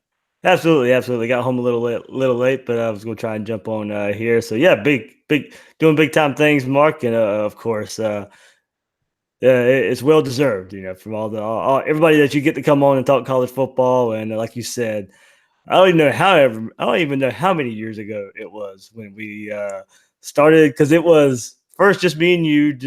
You reached out to me on Twitter, and I had never done anything about Talking Gator football except for a little bit of writing. But as far as the internet's a wonderful thing, but as far as Talking Gator football, that was you were the first one to invite me to do any such thing, and it helped us both grow. Absolutely. I'm going to guess it was like 2014, 2015, Yeah, somewhere in yeah. that range. Had to And be, right? again, for Florida 3 coaches ago. Yeah, you kind of ran through them. You might have stopped on one. You might have found the right guy here finally, but you cycled through a few. Yeah, and yeah. You still have to see once a year. Yeah, but you've been with me through some tough times of Will Muschamp and Jim Eichelwain, so hopefully, yes, we talked a lot of offensive line issues and quarterbacks who can't get the ball downfield and offensive issues just in general. Yes, absolutely. And some wasted great defenses. Absolutely. Boy, I really thought that 2012 team was something else to go through the schedule that they did and come within just a couple scores in an ugly game against Georgia in which they dominated statistically, of maybe playing in a championship game that they didn't necessarily deserve offensively, but still it could have happened. Yeah. I mean, you go back to the final week of that season, Florida pounds Florida State, and all they needed was a USC upset of Notre Dame. Florida wouldn't have been in the SEC championship game, but probably would have been sitting pretty watching Georgia and Alabama battle it out in that great game and they had. And it could have been a Florida-Alabama national championship game, or Georgia would have upset Alabama. Could have been a rematch of Florida and Georgia. If it would have turned out that way, you would have had a 2011 SEC versus SEC matchup and a 2012 SEC versus SEC matchup. But wasn't meant to be. Notre Dame went on to beat USC and get pounded by Alabama just a month later. For as ugly as most of those games were to your typical football fan that wants to see 50 points on the board, I think the LSU game was like 14-6. Yeah, there's a lot of Mike Gillislee just pounding it out. Texas A&M, Johnny Manziel won the Heisman, but when he ran up against Florida, only scored a couple. It was his first game.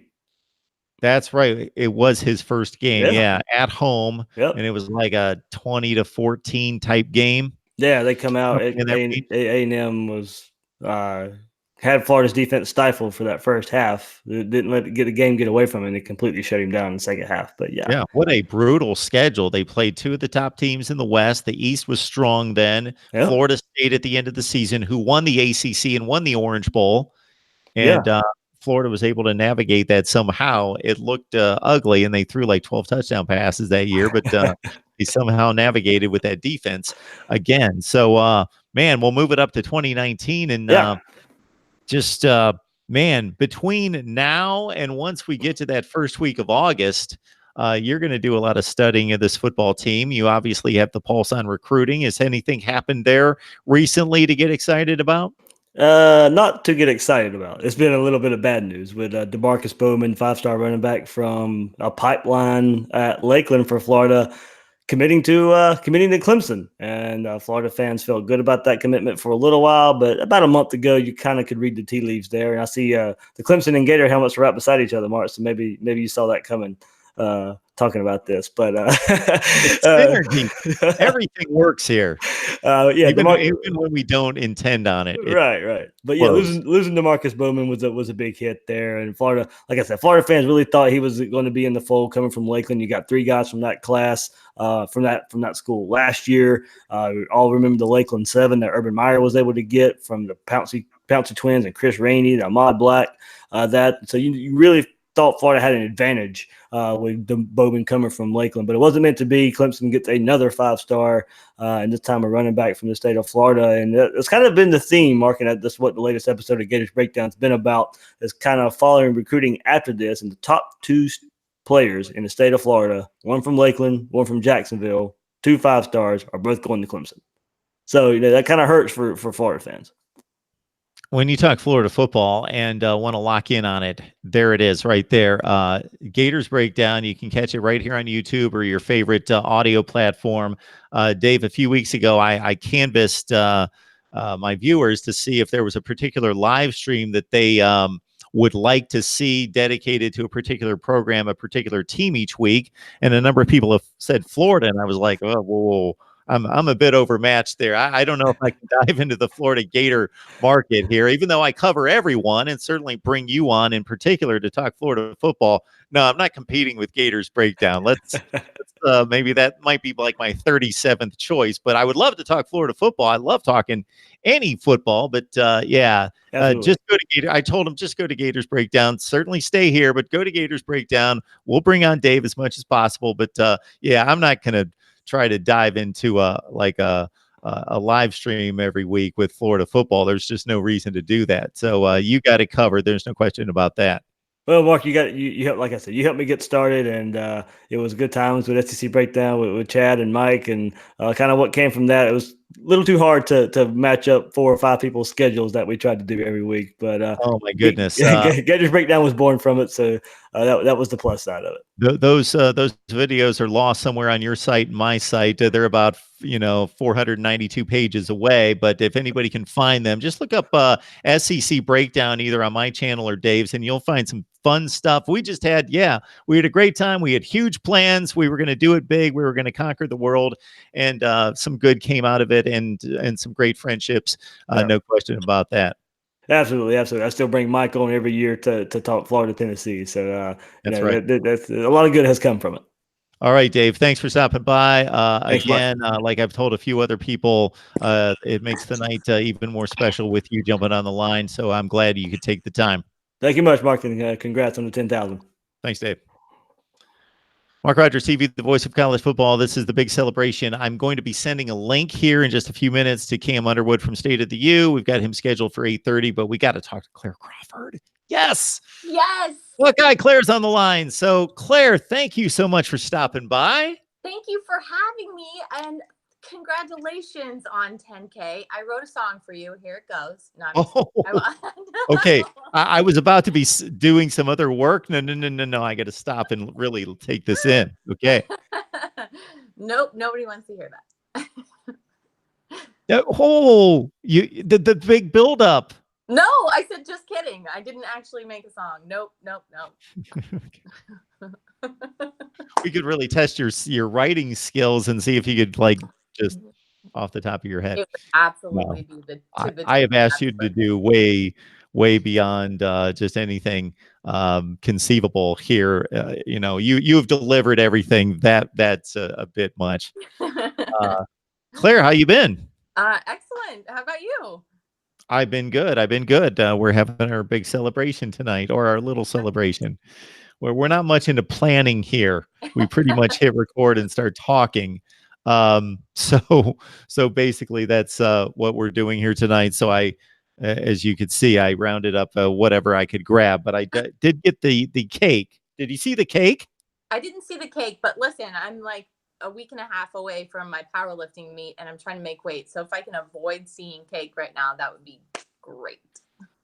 Okay. You don't even need to see the cake. Okay. No, I gotcha. I can't smell the cake. I can't think about the cake. Okay. We'll unveil the cake a little bit later. I will eventually see the cake.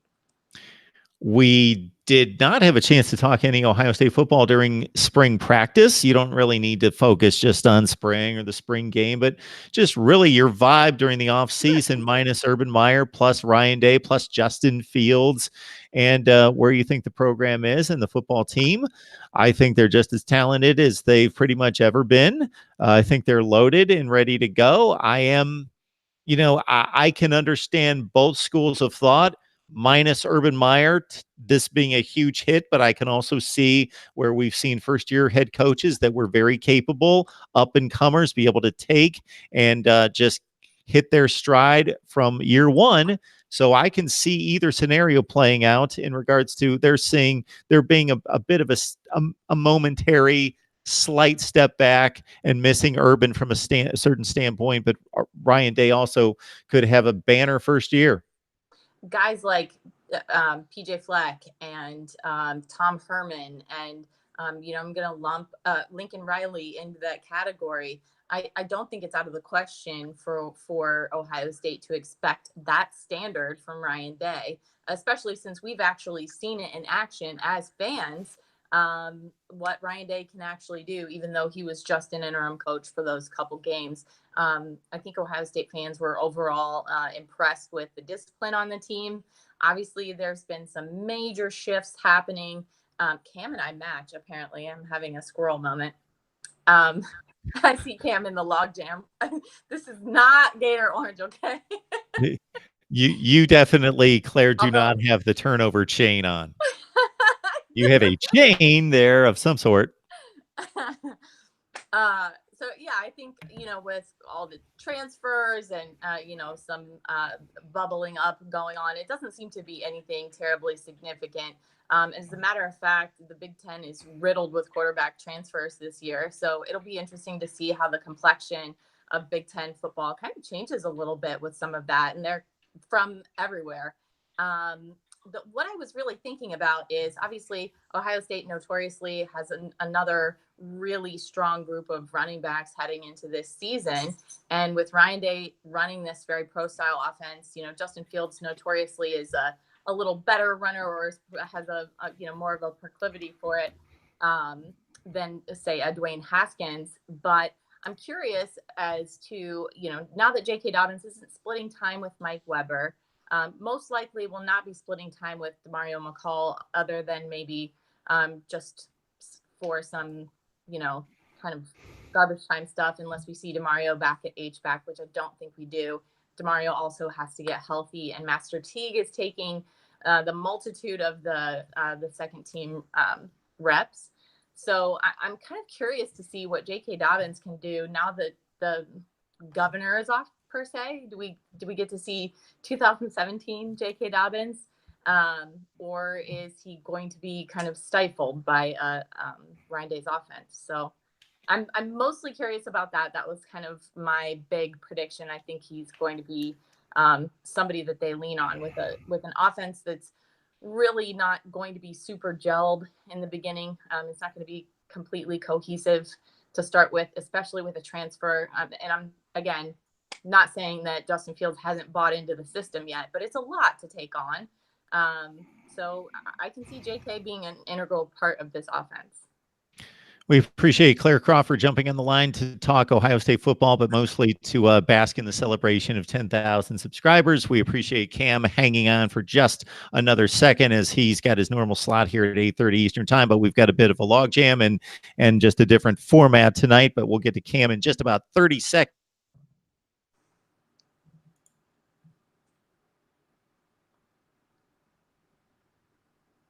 We lost Mark. Yeah, he froze on us. It's just Cam and I now. Sorry, Mark, we're taking over the show.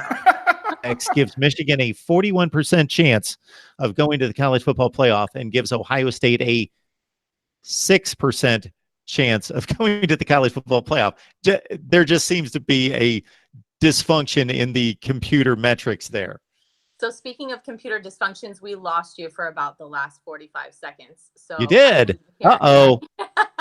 I didn't hear a single anything of what you, and Cam and I actually already discussed that we were just going to take over the show when you were gone. As long as the year 2006 didn't come up at all, we're good to go. Cam and I can take over. Yeah, definitely, we got it.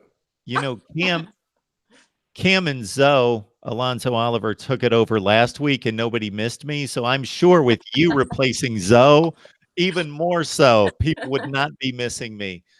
Basically, what I was citing, Claire, is that the Football Power Index lists Ohio State as having this seems incredible to me, a 6% chance of making the college football playoff, and Michigan a 41% chance. Now, I'm not saying Michigan can't make the playoff. They're a very loaded team with Jim Harbaugh, and I think that factors into it. Returning head coach, returning quarterback is a big part of their system, their process, and Ohio State doesn't have that on either level, but a 7 times greater chance of making the playoff? That seems disproportionate. And Come Shea Patterson is returning. However, Shea Patterson was still splitting time with John O'Corn. It wasn't a cohesive unit that he's returning from. I want to see Michigan do better. I want for them to be better. I'm of the camp of healthy competition. Be the best to be the best. However, it seems kind of unbalanced, but the Power Football Index is there for a reason. They've got all the sabermetric folks on trying to figure out the fate of college football. Hopefully the Buckeyes can prove them wrong. Right, Claire, thanks so much for stopping by and helping us celebrate 10,000 subscribers. It certainly would not have been the same without you. I am honored to have been even a very, very tiny part of it over the No, not tiny. Not at all. Subscriber 1 to subscriber 10K, whoever 10K was. Thank you very much. And thank you, Mark, for always letting me just spout off about Buckeye football. And we will talk the Buckeyes soon. We haven't done it enough recently, so we'll have you back, Claire. Thank you so much. Bye. That is Buckeye Claire talking Ohio State football, and we'll have her back very soon. Cam Underwood from State of the U, of course, our weekly guest on Wednesday night. Cam, how you doing tonight? I'm doing good. I'm better now that we don't have to talk about that terrible team in the state south of Michigan anymore. We can talk about some real football players down here. And, well, they call it South Beach, but it's not actually South Beach. Coral Gables, Miami Gardens is actually where the stadium is. Down here in Miami, what's going on? I always find it amusing when Cam comes on after an Ohio State guest. This seems to happen more times than not. You do it on purpose, and I get that. Like, whatever. Like, I know you're, giving the people some kind of ancillary, secondary entertainment here by messing with me, but it's okay. I get it. I don't do it on purpose. Basically, Cam's got his slot that's locked down right here, and we do a great job of providing that for you, Miami fans, that you can lock into Cam's knowledge and insight and see what the deal is, Cam, as I hit 10,000 subscribers today. Oh, nice. It was so thus the balloons and the display and so forth. So we have a cake here. So if you can't read that, it's the Voice of College Football 10,000 subs. Got you. So I anticipated hitting 10,000, even though we hit the air at 99.84. We picked up 18 like that, which was very nice. So basically, I threw out a link to have anybody else that wanted to join us tonight. So I tried to fit in several people before Cam's designated time. All good. All right, congratulations, sir. Man, definitely. Well, I am scrambling right now in regards to any kind of topic. So I'm going to let you intro. I'll dive into the live chat and see what people have to say and what they would like to ask you. Got you. I'm going to be kind of quick here. There were a couple of things in the wonderful world of recruiting this last week. So Miami missed on 2 linebackers, 5-star Antoine Sampa. I think that was right before I came on last week. And then 4-star Jit, who just went to Florida State, Jayon McCluster. So Sampa, a lot of people thought he was coming to Miami. He ends up picking LSU. Jayon McCluster was between Miami and Florida State, but leaning Florida State from all accounts all the way through, and he chose Florida State. On Monday morning, I wrote an article after debating with people about the failings of recruiting linebackers, just because Miami doesn't have any game-ready linebackers beyond the starting 4 of Quarterman, McLeod, Pinckney, and Romeo Finley, the striker. So in whatever permutation of, all 4 on the field together, 3 to the field together, who cares? Behind them, there's nobody. It's terrible, and we've seen that for years. So I was talking about that, and people were saying, I don't know why recruiting you think it's bad or that anybody would think it's bad, and I was going back and forth about that. But, I mean, whatever. So anyway, I wrote an article about that saying that my linebacker recruiting needs to get better. Published that at like 8 o'clock in the morning on Monday. About 6 hours later, A.J. Mathis committed to Miami, who's a 3-star linebacker from Largo, Florida. Same town as Jayon McCluster, but a different high school. They had talked about being a package deal and going to the same college, but obviously one's going to Florida State and one's coming to Miami. So they kind of let that be in the background. So, it was kind of funny. Everybody was like, okay, say that, we need 5 stars like at every position, and we need this and that, because if you wrote that we need to upgrade linebacker recruiting and a move was made within 6 hours, then, you know, say something else that we need and then we'll get it, which was kind of funny. I mean, I wish I had that kind of pull, but I think it was a good move to get AJ Mathis. He's 6'1", 210-ish, and he could really run and he could hit. So, you know, if you're looking for another Mike Pinckney type, that's who he is, and that's a good thing. So, and Miami had 0 linebackers committed in this class up to that point, and needs linebackers in the worst way possible. Like, all the starters are leaving, and Patrick Joyner, if he sticks at linebacker and is able to like take his performance from the final couple game scrimmage of the spring and spin that forward into like good performance, wonderful, great, good, glorious. I don't know if that's going to happen, and I hope that it does. Avery Huff is a prototype linebacker, especially for playing in space, because he's about 6'3", 200 pounds. He could probably gain weight up to 220 and still keep his athleticism, hopefully. You know, Sam Brooks is still coming back off of a knee. But past those guys, there's really not anything. And then behind Romeo Finley, we have Gilbert Frierson at striker. And, I mean, I think that Gilbert Frierson's going to be good. But coming out of high school, I thought he was going to be a safety. Like, put him in center field and just let him go sideline to sideline. So moving him down, there's development that's needed there as well. So once, you know, those guys at linebacker leave, linebacker and striker, there's some major question marks moving forward. So this is why linebacker recruiting this year is integral. And, you know, there's nobody else on the roster of consequence at linebacker that's been recruited in any of the last 4 years, because you had these starters in front and they started from their freshman year, and they, you know, you can kind of let that slide and say, oh, they're going to be around. They're going to be around. They're not going to be around anymore. But AJ Mathis is a good get, and he starts to bring in additional players of quality to that position. So if you have AJ Mathis, Sam Brooks, Avery Huff, Gilbert Frierson with development, and Patrick Joyner, now you have 5 guys, of which you need to have 3 on the field at once. They still need to get better, but that's a better situation than before. And yes, I'm completely discounting anybody else that I've not mentioned at linebacker because they haven't shown me anything. So if they want me to talk about them or they want to be in the conversation, then they need to show something. Apart from all of that, in 2020's recruiting class, also in 2020, yesterday, Miami took the commitment of Justin Hodges from Western High School in Davie, Florida, around the corner from American Heritage, around the corner from Sawgrass Mills Mall, if you're familiar with South Florida here. 6'1", 155 at a corner DB. Could play corner, could play safety. People are talking about, oh, well, you know, there's people who are pushing back on this and like who are questioning the take. Hi, I'm people. I'm questioning it. Because the kid ran verified 4.9 at the opening at 6'1", 155.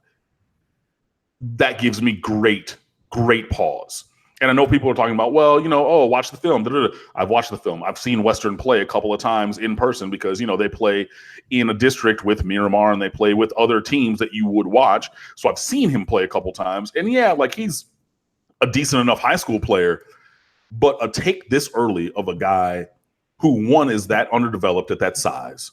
And yeah, I know that, like, you know, 17, 18-year-old kids are going to physically develop. That's fine.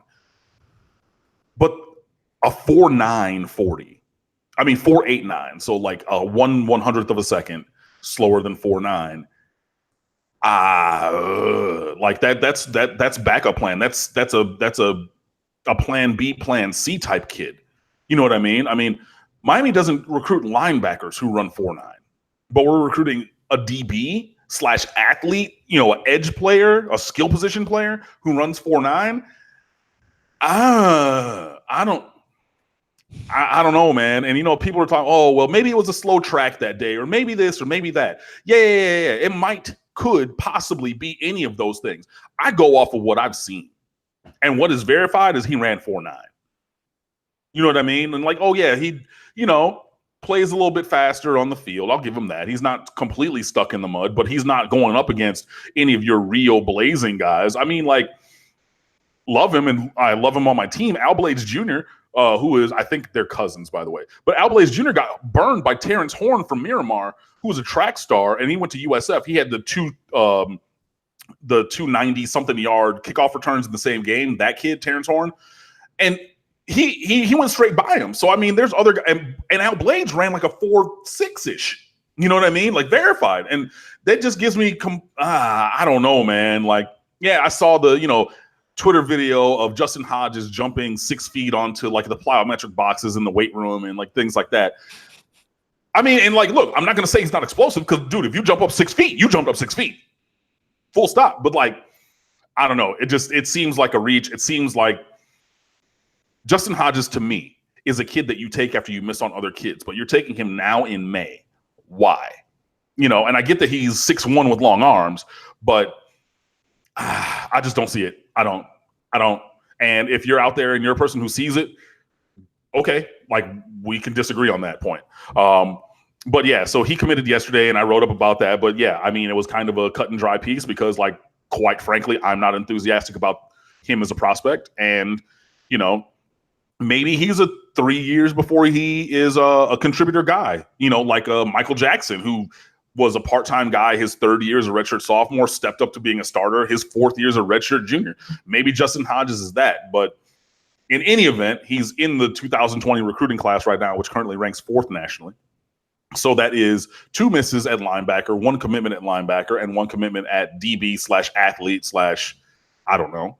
And in the 2021 class, the last piece of recruiting news is top 15 player nationally, number 1 safety in that class, James Williams from American Heritage, just decommitted yesterday. And that one, I mean, he's a 5. Well, they don't give out 5 stars this early for the next subsequent class. That doesn't come until after the spring or into the fall, I want to say. So everybody's a 4-star right now. But if you're talking the number 11 overall player, the number 1 safety in America, and he's 6'5", 218 pounds, so he has the physical profile to match the athleticism and the performance, that's a 5-star guy. So losing a guy like that off of the commit list is obviously not good. And I've talked about this before. Miami has routinely, I mean, since Al Golden was here, since Randy Shannon was here, not the current recruiting class, but the next year's recruiting class has pretty much invariably been ranked 1 or 2 a year in advance. And then the attrition happens, the decommitments happen, and then all those guys end up going to Georgia, Ohio State, Alabama, LSU, Florida State, wherever else, and not Miami by and large. I hope that that's not the case. I know that James Williams, he's very much on social media, so I know he's going back and forth with people about his thing, because everybody says respect my decision. Personally, I respect everybody's decision. I would like it if every top-tier recruit came to Miami, but I know that that's not feasible, and they're going to pick the situation that's best for them. And sometimes, in some situations, it is better for them to leave South Florida. I'm not saying that's the case with James Williams, but it has been with other players. Some people are not as understanding as I am. And they, say things recklessly and things like that. And I see people in and around the fan base who are saying, maybe people need to check themselves and their privilege and coming at, these 17, 18-year-old kids or a 16-year-old kid in James Williams' case about their decisions about their life. And I get that. But then again, James Williams also earlier this year tweeted out that he was going to stay loyal and committed to Miami and would never decommit. I believe those are his exact words. And when you're out there saying things as a virtual certainty of that kind, it is easy then just to say, this aged poorly or, come back on it. Like, actually, I pulled up the tweet right here because somebody sent me a screenshot. And say, yeah, one thing about me, my loyalty is everything, 100 emoji. I will stay committed to the U. And he tagged DJ Dallas and he tagged Coach Bonda and he tagged DeMarcus Van Dyke in that tweet. And that was from December 13th of last year. So, I know that things can change, but maybe this is why you shouldn't be so braggadocious to begin with. Because you come out with a statement like he tweeted those words. I didn't make him. Nobody else made him. He tweeted that. I'm going to stay committed. My loyalty is everything, period. The end. And then you change your mind. It stands to scrutiny that people will question that. Now, there are some in the fan base who were out of pocket. But it's social media for one. So people have that, anonymous bravado, and then people are just overly emotional about sports, so they have that as well. But stripping all of that aside, a 5-star player at 6'5", 220 pounds, who could stay at safety, maybe he grows into an outside linebacker because he's gigantic. I mean, I've seen James Williams in person. He's huge. Decided that he wanted to decommit from Miami. That cannot be viewed as a positive. I'm just sorry. So, hopefully the staff continues to communicate with him and everything. Hopefully, the social media antics of some does not ruin his viewpoint of the University of Miami and the Canes football program. But, to every action, there's a consequence. And maybe the reaction online does actually have a tangible effect here. But either way, 5-star player in the 2021 class decommitted. And yeah, that's never a good thing. So yeah, 2 misses at linebacker in this class, a linebacker commit, a 4'9" cornerback, defensive back commit, and a decommitment in 2021. And that is the recruiting movement of note this week. Mark Rogers TV, the voice of college football, with Cam Underwood from State of the U, breaking down Miami football as we do each and every Wednesday night here at 8:30 Eastern Time. We appreciate the support on the channel. And, of course, jump over to State of the U for your complete Miami football and sports coverage, top to bottom. Cam has, without knowing it, answered the first question of the night. So we appreciate the contribution from Junior in the Big Dog, asking about any inside information on what happened with one James Williams from American Heritage, the #1 safety in the country, as the listing I just looked up online from 247 Sports. And let me jump right in on that. Everything that is heard is not for repetition.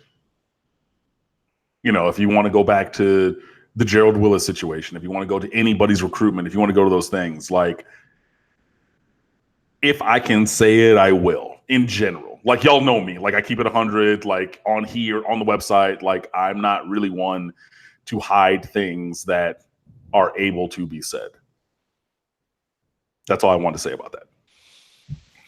Yeah, so I certainly work in a business as well and deal with situations in which, you have to be careful with your words, and you certainly want to be as transparent and give as much information as possible. But there are just certain situations. And then Cam is specifically dealing with situations and trying to be in being a journalist and analyst and running a site where he has to make sure and verify information. And there's just a lot of traps and a lot of pitfalls that have to be avoided. I would rather be right than first. Yeah. And single sourcing information, as in you hear it from one person and you run with it, is not anybody's standard in journalism. And I'm not a trained journalist, but I know that. You know what I mean? So, and in recruiting in general, take everything that you hear with a grain of salt, because there's always a motive. If you're hearing from a coach, if you're hearing from somebody who lives by the school, whose nephew's son's girlfriend's brother plays on the team with insert player, like, there's always an angle. So, like, you have to, triple, quadruple, quintuple source things and whatnot. But, sometimes things just, I've said for years on here that recruiting is like dating, and sometimes people just grow apart. You know what I mean? So, that could be it. But again, with James Williams in particular, there's still a cycle and a half left before he could even sign in December of 2021.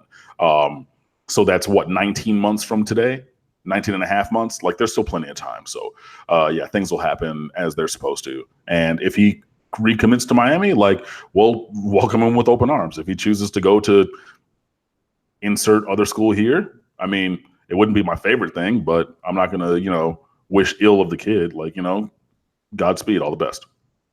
Mark Rogers TV, the voice of college football, talking Miami with Cam Underwood from State of the U. I find it amusing, just, of course, the banter in the live chat, which typically focuses on just very specific items, but also a historical perspective that certainly Cam and I love to talk about the history of Miami football and harken back to days gone by. But, Clemson fans, we understand.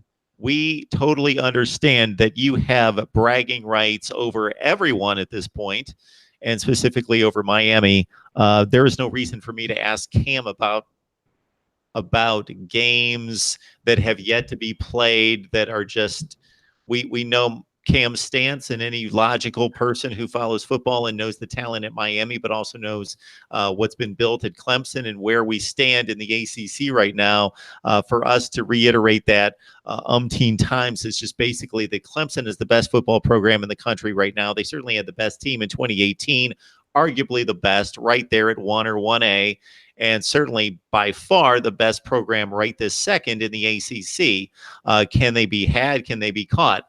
Absolutely. There are two programs in the conference that have the resources, the tradition, the capability, and the recruiting footprint to do that. But they have quite a bit of work to do. It's not insurmountable. Things change in college football. Florida State won a national title in 2013. They were undefeated in 2014. They were going 5-7 4 years later, after winning an Orange Bowl 2 years prior. So things change.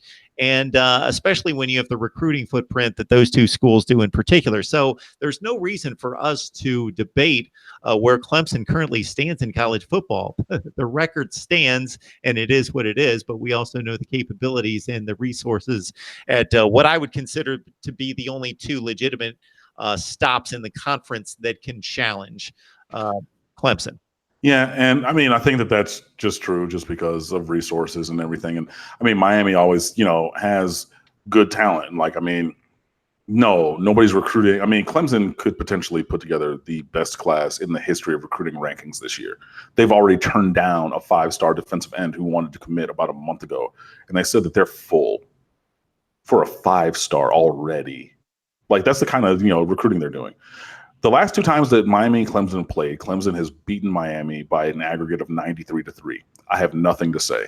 They're on a class clearly above Miami. They're going to continue to be there until Miami or Florida State or anybody else makes strides. Blew out Alabama by 4 touchdowns in the national championship game.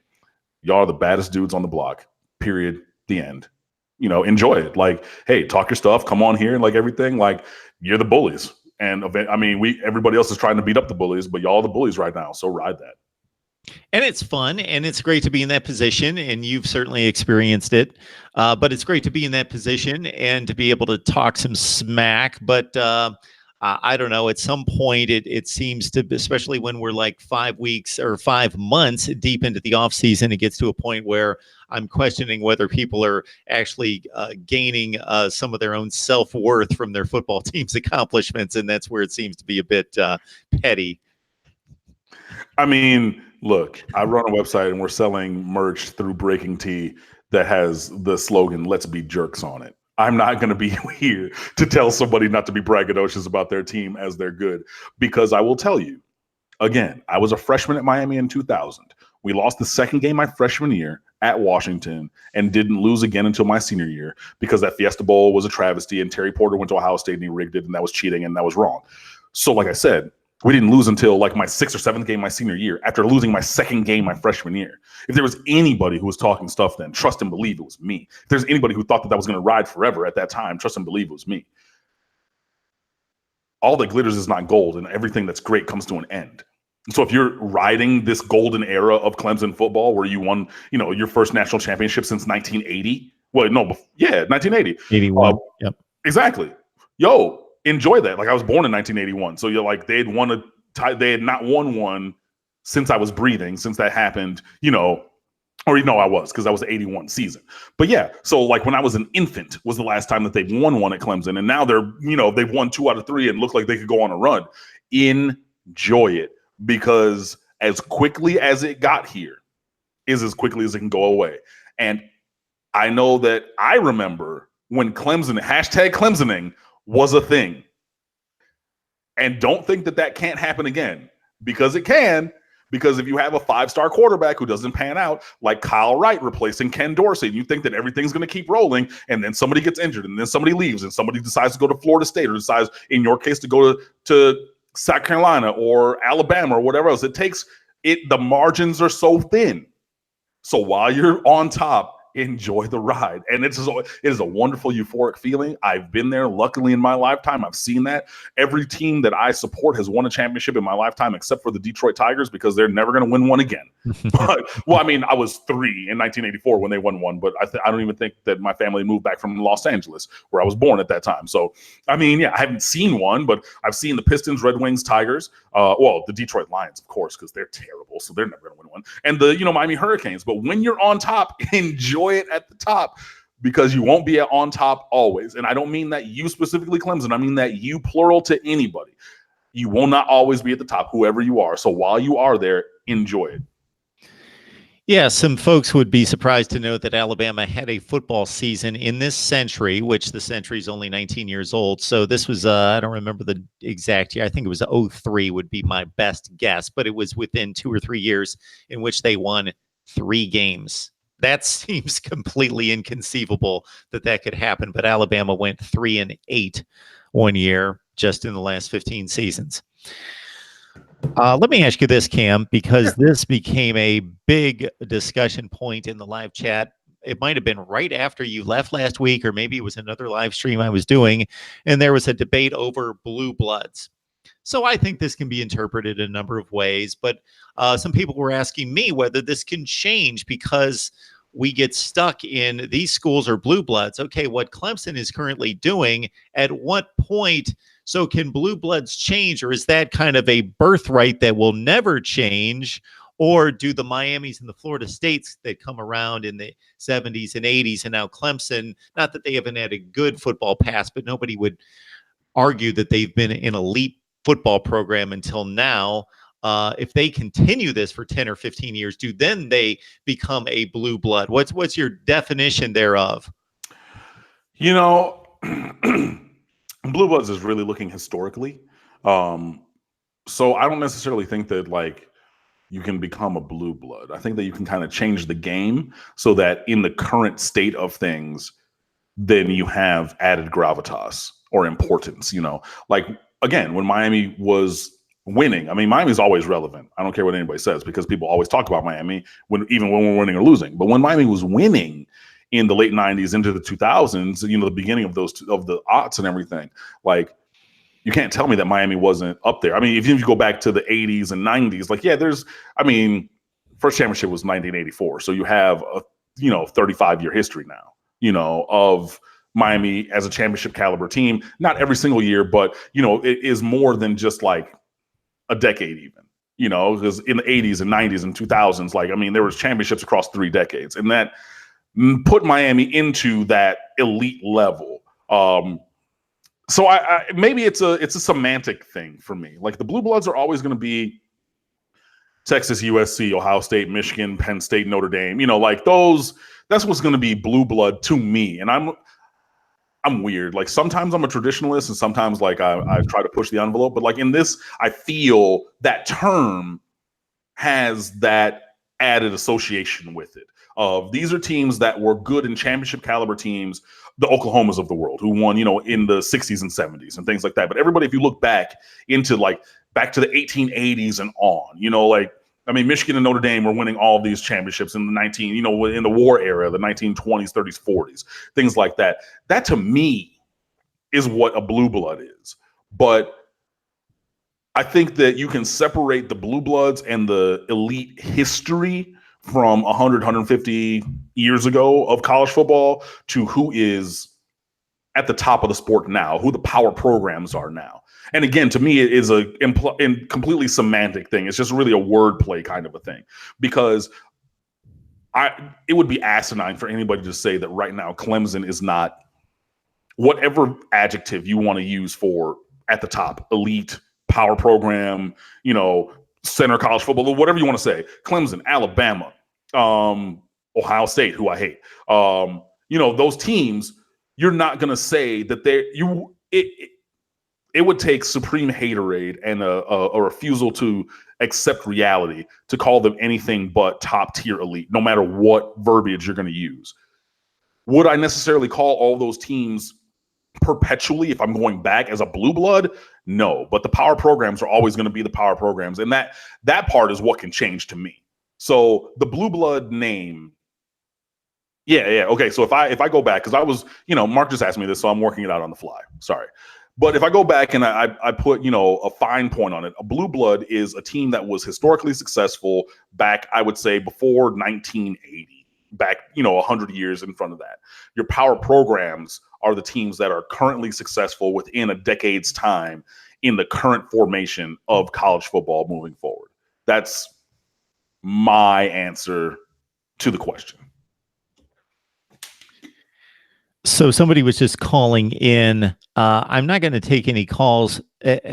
I will take one call and we'll try it out, but it's usually difficult because of the delay, because you understand that you are talking in real time and we are about 5 to 10 seconds behind you. So that doesn't work. And number two, just the transmission of Cam being able to hear your question through the mic.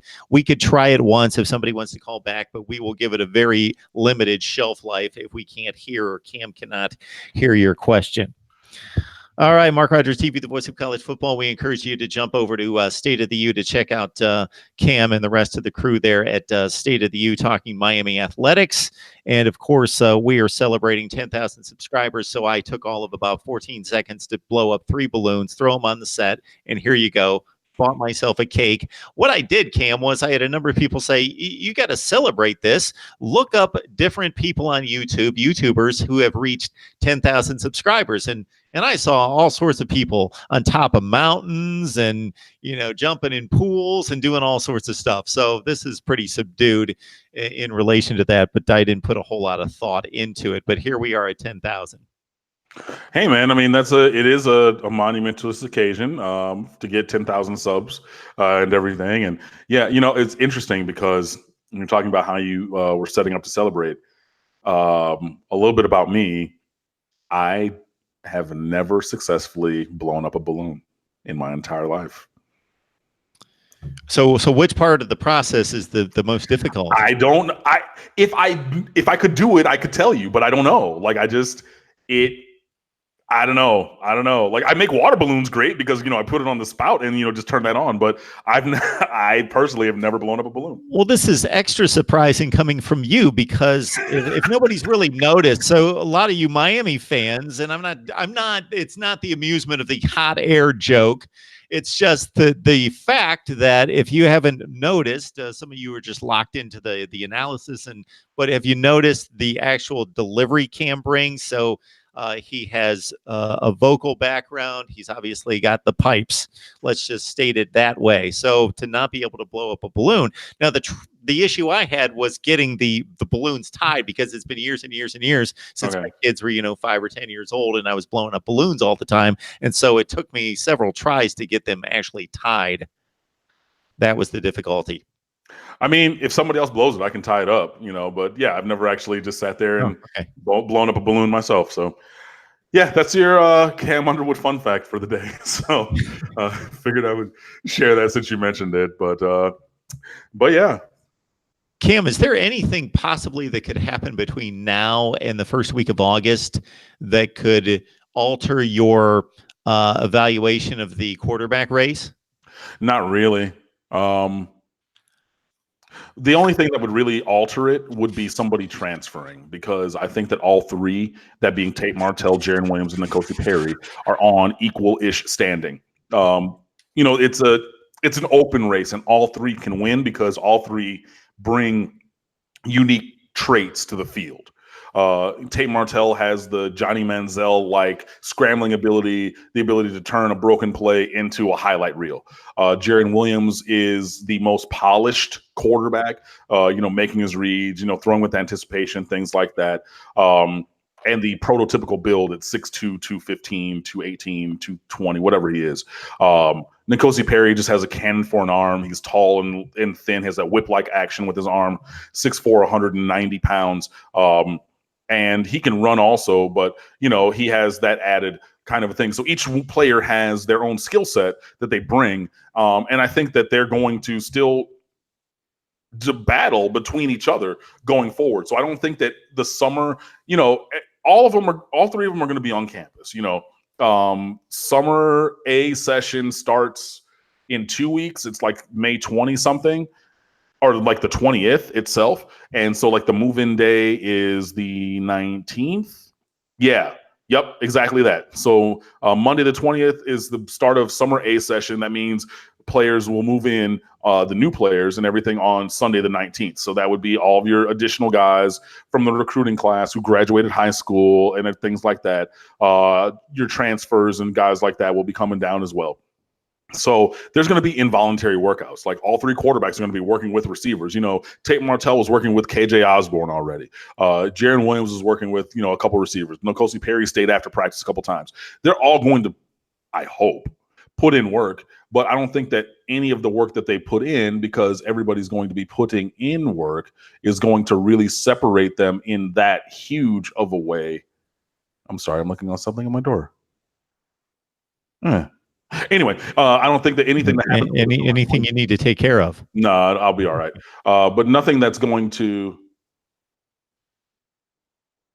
No, I got to go take care of that. Hold on one second. Sure. I will talk. I'm going to address what DeAndre brought up here in the live chat, which seems a bit ridiculous, but he tagged it with $1.99, so I'm going to address it. It's Minnesota a blue blood. DeAndre, I know that you love taking shots at Michigan football, so I believe that's where you're going with this. Since Minnesota won a national championship, I believe in 1960, has done virtually, I don't even need to say virtually, Minnesota football has done nothing since 1960 except, churn out a few 8-4 seasons with some Sun Bowl victories and Holiday Bowls and that sort of thing. But that's been Minnesota football. They haven't won I am just about positive, about 99% sure that they haven't won a Big Ten championship since they last won the national championship in 1960. So, DeAndre, I know that you like to cut on Michigan football for only winning the one national championship during your lifetime or going back to 1948, but there's no comparison between Michigan football and Minnesota football. It's ridiculous. Michigan, for some of the reasons that Cam cited and others, many others, Michigan will always be a traditional power, and they have the record for all-time wins. And I know that many of them came early on, but Michigan has stayed competitive and in the top 10 range most of the time during all of our lifetimes. So Michigan has been relevant, great, and packing out 112,000 people in the big house, while Michigan has been largely irrelevant. And I would love to talk Minnesota football. So you know that it doesn't come from that angle, but that's ridiculous to put those two programs side by side. I'll jump back in, and because I looked it up on Wikipedia since you said it. Minnesota tied for the 1967 Big Ten championship with Indiana.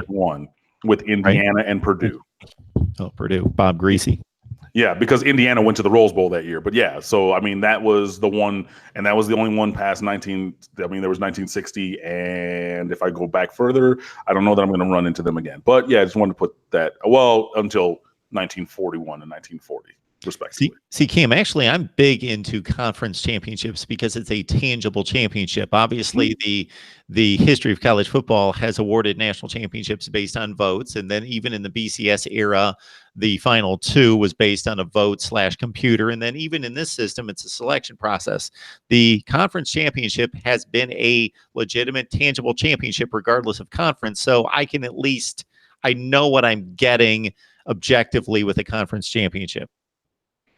Yeah, I mean, you beat damn near everybody in your conference because, you don't play everybody, but it is a tangible thing. So that is a thing to be measured. But sorry, now that I'm back from dealing with La Cucaracha, who is now Muerto over there. Yeah, gigantic cockroach. The thing about it is I have a wooden front door, and so it was blending in, and I couldn't tell if it was actually or not. So that's what I was looking at. Anyways, getting back to the original or the previous question that was asked. No, I don't think that anything any quarterback does of the three at Miami will separate them and give them the win and give them the quarterback one position heading into the fall. I think that battle is going to go into the fall, especially once the offense is installed again and you really get pads and those closed, scrimmages during the fall. That's really going to tell the difference. So, everybody has made steps forward.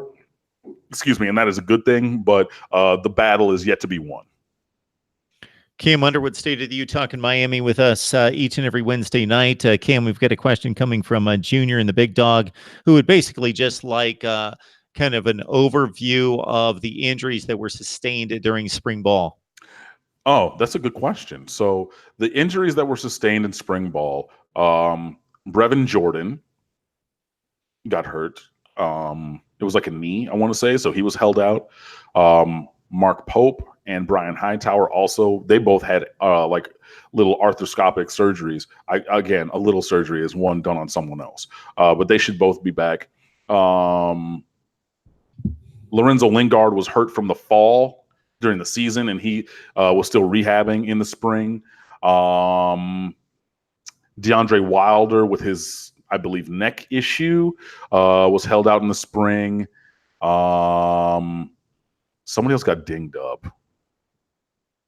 Robert Burns, I think, just because he's made out of glass, he got dinged up a little bit. There might have been one, Zach McLeod with his wrist, which has been an ongoing issue for a couple of years, but that got he was kind of held out a little bit from your contact drills because of that injury. And maybe there was, John Ford had a hand, wrist, arm, elbow, something injury as well. So that's that. Gervin Hall got nicked up. He was held out for a scrimmage or a practice or two. Mike Pinckney was held out for a practice or two, but he was back. But after the first set of injuries, am I missing one? I might be missing one. But I'm not missing like more than one, I don't think. I mean, luckily, it wasn't terrible on the injury bug. You know, like it did crop up a little bit, but it wasn't massive. It wasn't season ending, and it wasn't like a top tier star player. There was no Amon Richards career ending injury type thing. So off the top of my head, and that's a really good question because Miami was generally Corey Gaynor at center. He got injured, and that's why Navon Donaldson slid over from guard to center. And yeah, there might be one other one. But again, that's a good question. I was not prepared for that off the top of my head. But again, that's a really good question. So yeah, I mean, there were some injuries, but I don't think that anybody is going to be out that long per se. I am interested to see what happens with DeAndre Wilder, just because there have been a couple of career-ending neck injuries recently with Miami players. Malik Young from the Orange Bowl a couple years ago, Amon Richards last year. Amon Richards was kind of chronic, so they were just like, yeah, you're not cleared to play anymore, even though it wasn't like a Malik Young, like you did a thing and it broke. It's just like it's not healthy to continue with. So a different kind of thing. And so that gives me pause about DeAndre Wilder because he's been out for a while, and I get that same Amon Richards feeling of we're holding you out and we're going to do some stuff and we're going to see if you can rehab, and then we're going to kind of come back and say, you know what, the doctors have disqualified you because it's in the best interest of your personal health and safety moving forward. So yeah, that's the one that I'm really watching to see if there, like later on, there's anything that comes out about that being a little bit more substantial than we've been led to believe with DeAndre Wilder's. But everybody else, I believe, should be good to go by the fall. From everything that I can think of that I've read and heard at this point. Mark Rogers TV, the voice of college football. We've got Cam Underwood on the line from State of the U. And again, if you love Miami football, Miami athletics in general, sure, lock it in here. Enjoy the conversations that we have each and every week, but you can get it every day at State of the U. So please join Cam and the rest of the staff right there. We have a call, and as I mentioned just a few minutes ago, we will give it a shot. But if Cam can't hear it or it's in some kind of loop because of the delay, then we will shut down the call. Let's give it a shot here. It's Mark Rogers TV, the voice of college football. Who's on the line? Hey, Mark, it's George. All right, George. What do you have for Cam? I have two questions for Cam. All right. You're not going to congratulate me first? You of all people? Oh, my God. Okay. I can't believe the gala you have put on. This is incredible. I saw the cake. It's obviously, you spared no expense, I would say. I would mention that it's from the Big Y, but they have yet to give me any kind of sponsorship, so that will go unsaid. Oh my God. All right. That's great, man. I appreciate it, George. And George, you have obviously commented more than anyone. So you can now verbalize your comment for Cam. Today I felt like a regulator, like Billy the Kid in the chat section, but we'll talk about that later. I don't want to ruin your day. I have two questions for Cam. Please don't do that. On a scale of 1 to 10, what does he think Miami's chance of beating the Gators is? And I would like a way too early prediction. That's my two questions. All right, George. Thank you so much. On a scale of 1 to 10, and what score? Okay.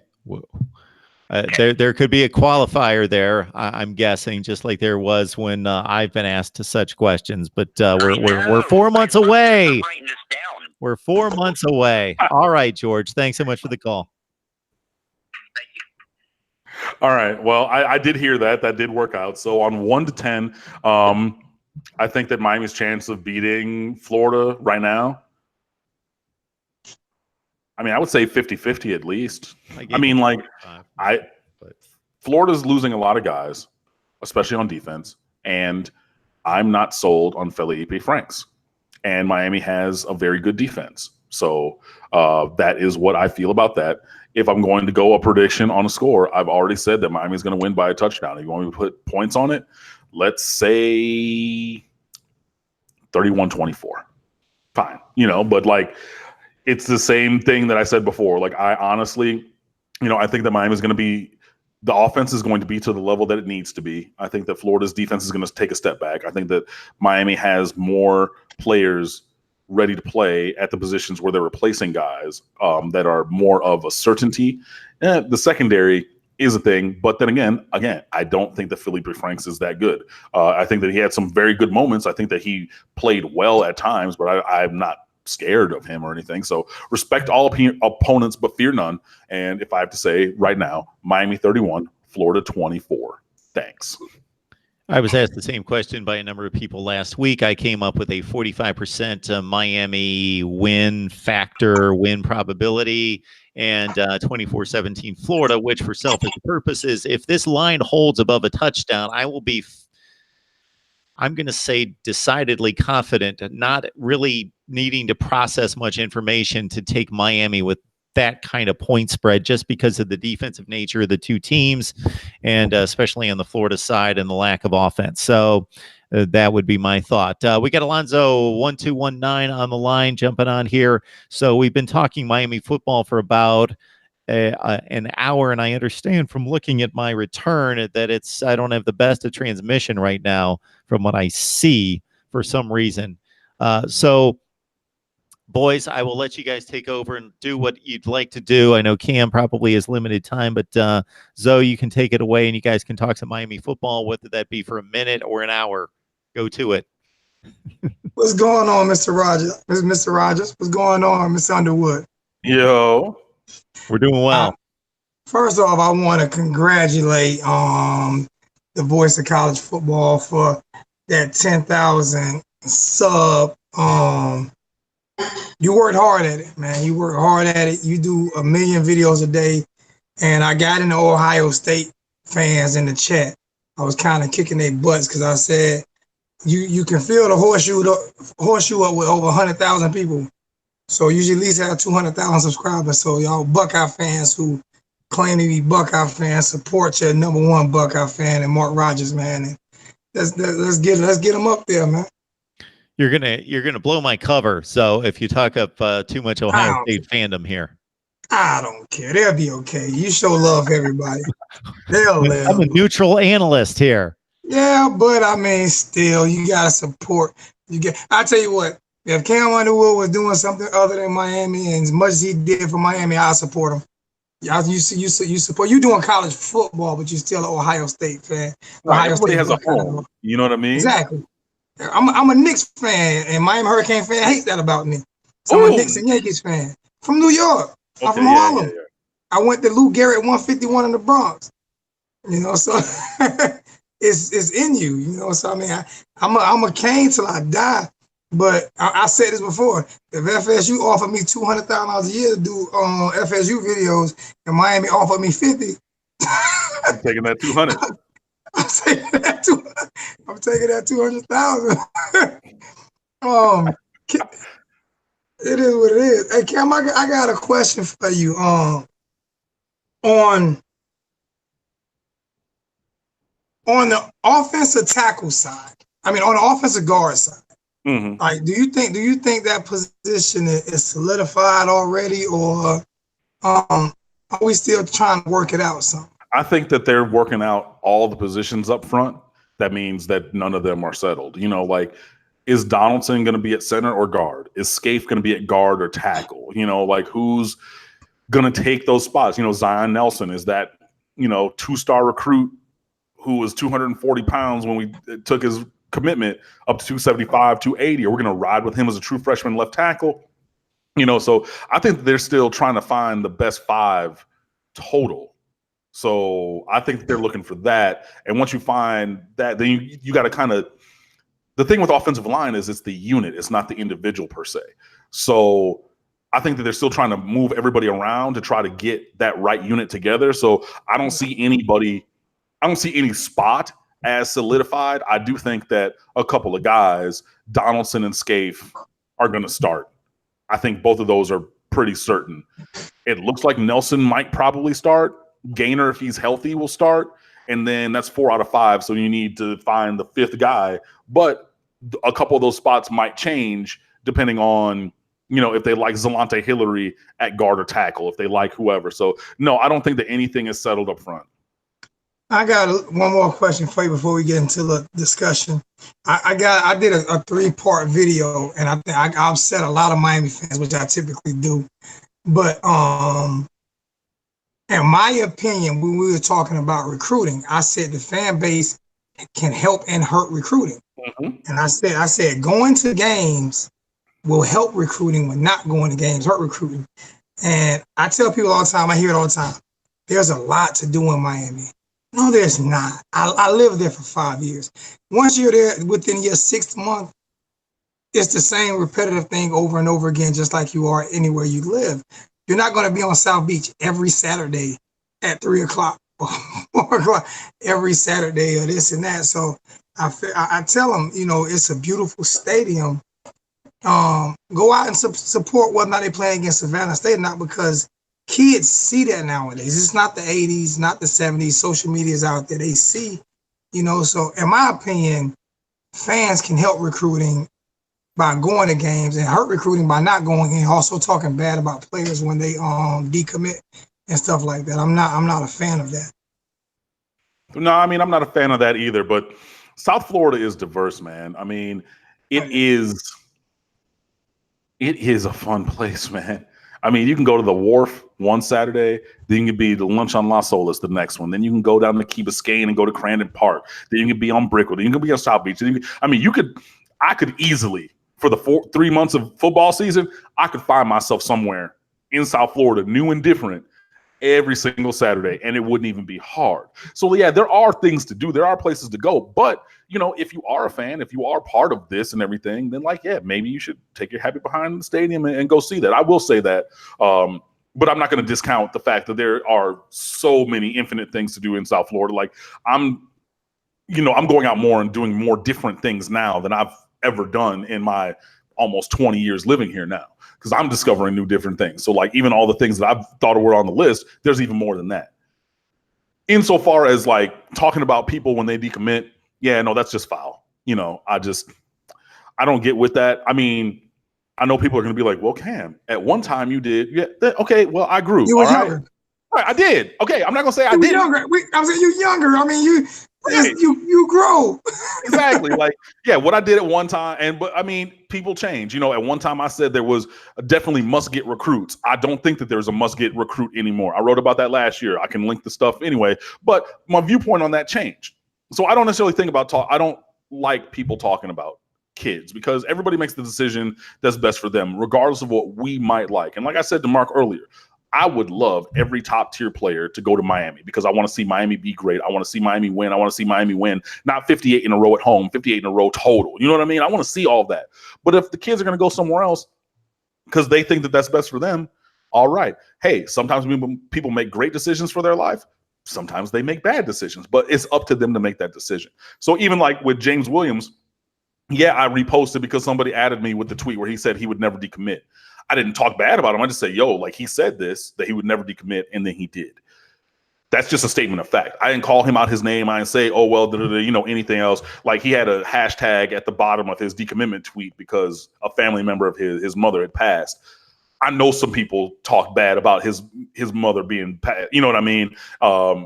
And I think that that's just wrong. So I'm with you on that. Like, you know, I get our emotions because of the recruiting class and building the program and things like that. But I mean, really going hard at a 16, 17, 18-year-old kid, I don't necessarily think that that's the right thing. And again, if I did this before, and I probably did, I apologize. And see, you are seeing the growth.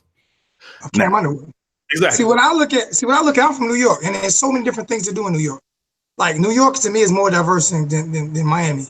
And I lived in Miami for 5 years, and I had a lot to do, but it's 6 Saturdays out of the year. And then I look at what it is to do in New York, and it's 41 41 New York Knicks home games.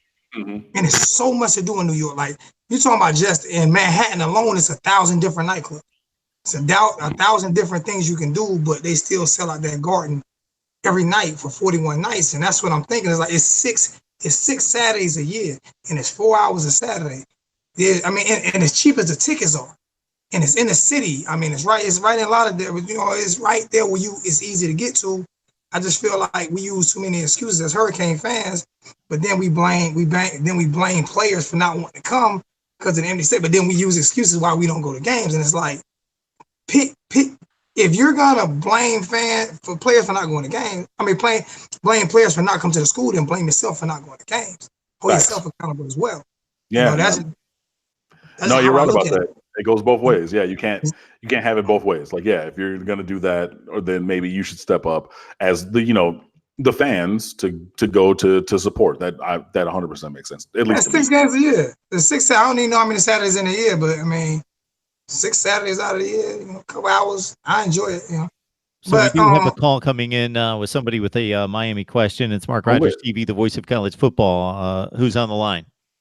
Hi, this is Anthony. I want to ask him and Zoe a question. Do you think us not having an on-campus stadium sometimes affects us not keeping these recruits because they don't want to have to travel all the way to where the Dolphins play and stuff like that? Do you think that would affect us, keeping some of these recruits all the way through the recruiting class as well? Thank you, Anthony. Appreciate the call. In a word, no.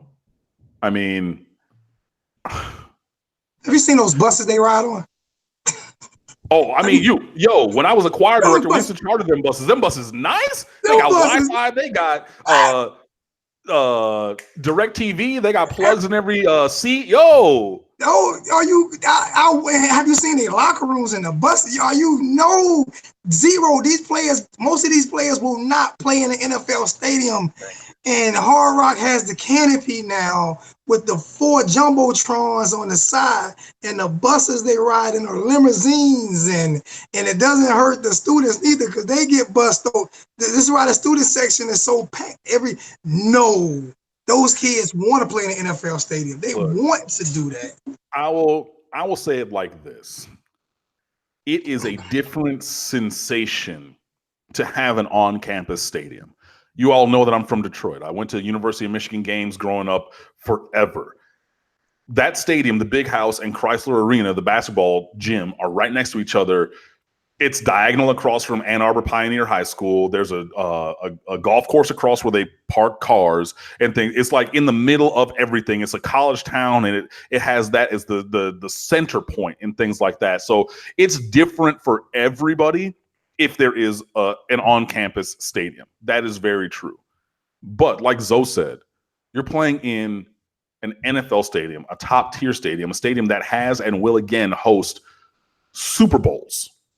You know, when Barcelona and Madrid come to the United States to play, they play at Hard Rock Stadium. You know what I'm saying? Like, this is an elite venue, and they moved the Miami Tennis Open there. You have Rolling Loud there. You have, you know, Beyonce Jay-Z tour, the Justin Timberlake tour, which was a huge tour before Beyonce and Jay-Z's. I mean, this is a destination place. And you're saying, look, every home game in college, you get to be at the epicenter of South Florida sport for that day. That is its own draw. That's like USC and UCLA playing at the Rose Bowl and the Coliseum, respectively. You know what I mean? Like, Pittsburgh plays at Heinz Field, and nobody talks about that. But then again, I mean, Miami is on a different trajectory than Pittsburgh. But you get my point. So there's so much to like about that it is its own selling point.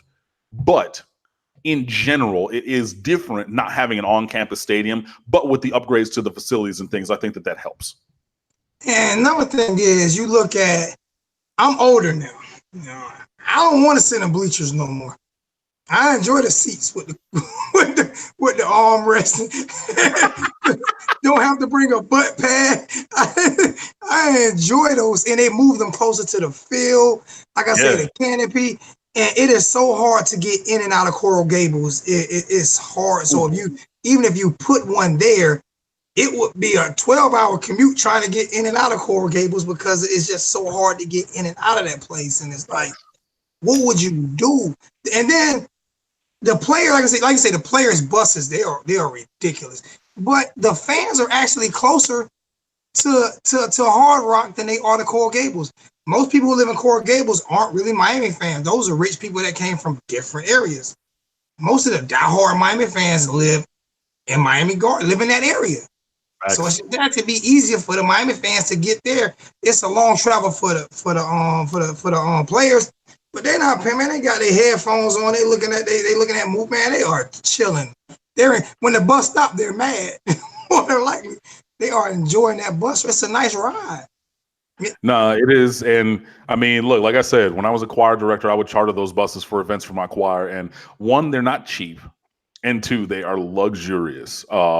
This is not your $47 Greyhound from Augusta, Georgia to Seattle, Washington at all. Trust me, because, hey, look, the budget for my choir program wishes it was that cheap because it was not.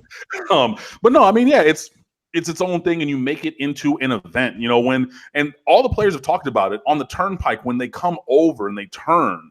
And they, you know, as the flyovers are turning into the stadium and things, they see everybody tailgating and whatnot, and the buses start rocking, and they come in for games walk. Like, it is its own event. And Miami, South Florida is an event town.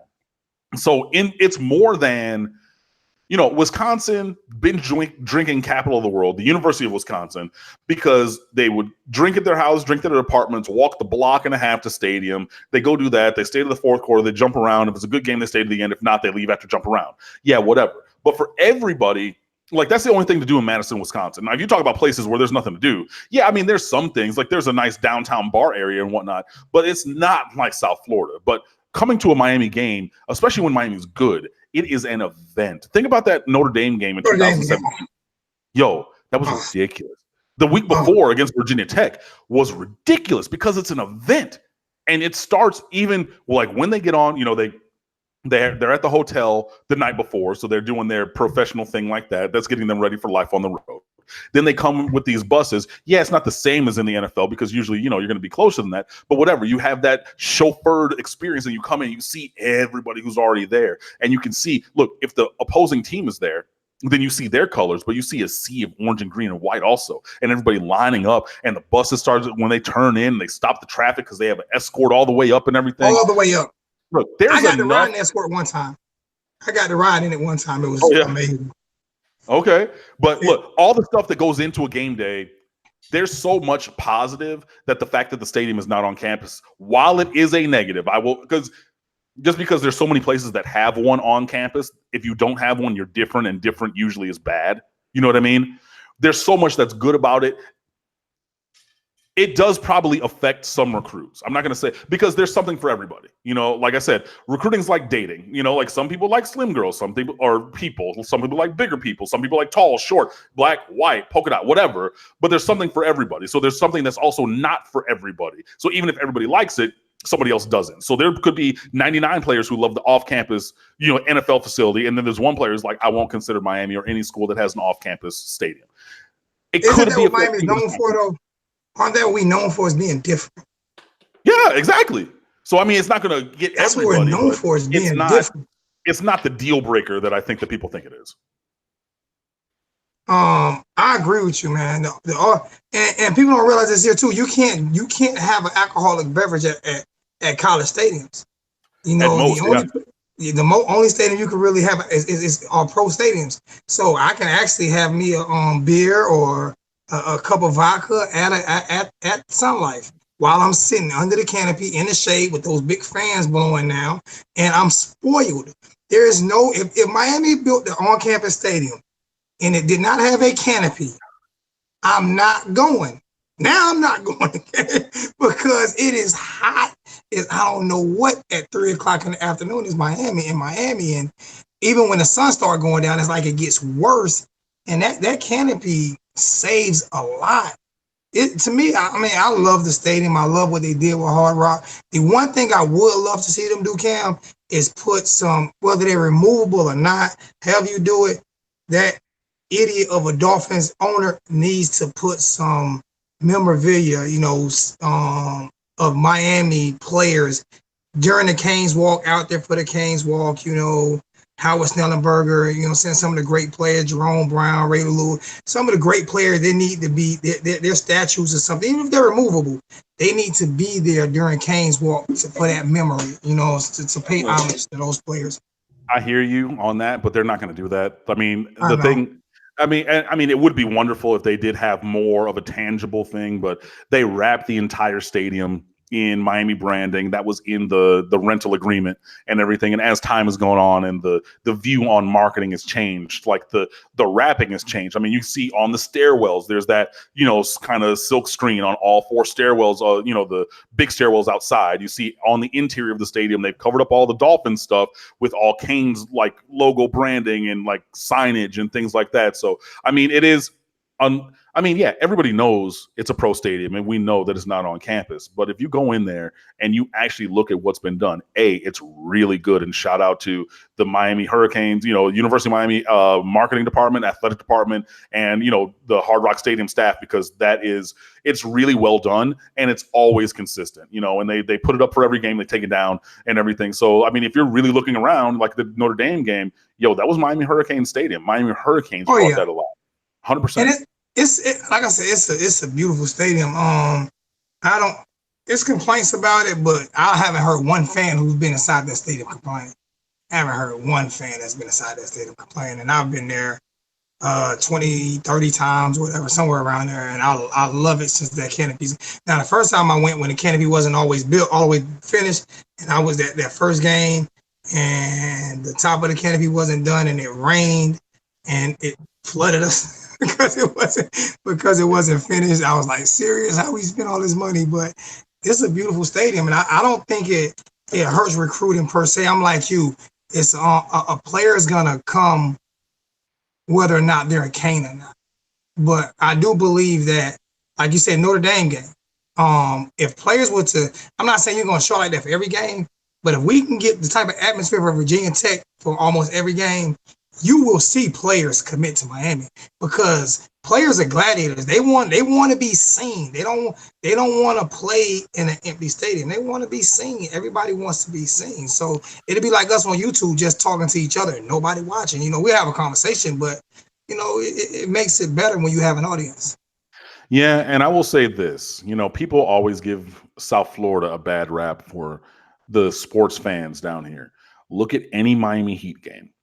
No, the lower bowl, the 100s might not always be full, like the really high dollar seats, but like the 200s and the 400s, where like the Miami people are always full. And at any time, they're loud. And it's the same thing in Hard Rock Stadium. Like, okay, the Club Live suites with the $15,000 a game seats, those might be empty because, like, if you're going to spend $15,000, right, nobody wants to go over there. And if you're going to spend $15,000 in South Florida, look, there's other places where you can get much more enjoyment for your $15,000 than there at Hard Rock Stadium. And you know what I'm talking about. Yes, that's crazy. But look, everywhere else, any game, even if it's sparsely attended, Georgia Tech last year. Wait, Georgia Tech 2017. The one where Langham caught the one on his butt after the week after we beat Florida State in the rain. Remember? It wasn't. Yeah, I was there. Yeah, that one. Yeah. But it wasn't heavily attended because people were like, oh, it's going to rain. You know, we barely beat Florida State. It's a weird time. I want to watch whatever game. But that place was hella loud because the diehard.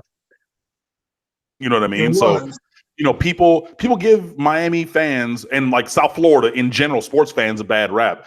But I think it's the loud few who, like, I mean, it's not like the many, but I would rather a loud small group than going back to the University of Michigan Stadium, because that's you and 112,000 your closest friends. But I had quiet conversations in the stands during that game. Just, oh, hey, Big Tony, how you doing? Oh, hey, Little Tony, how you doing over there? That's not happening in Miami. I mean, and just like this, like, oh, yeah, I mean, just in the whole section.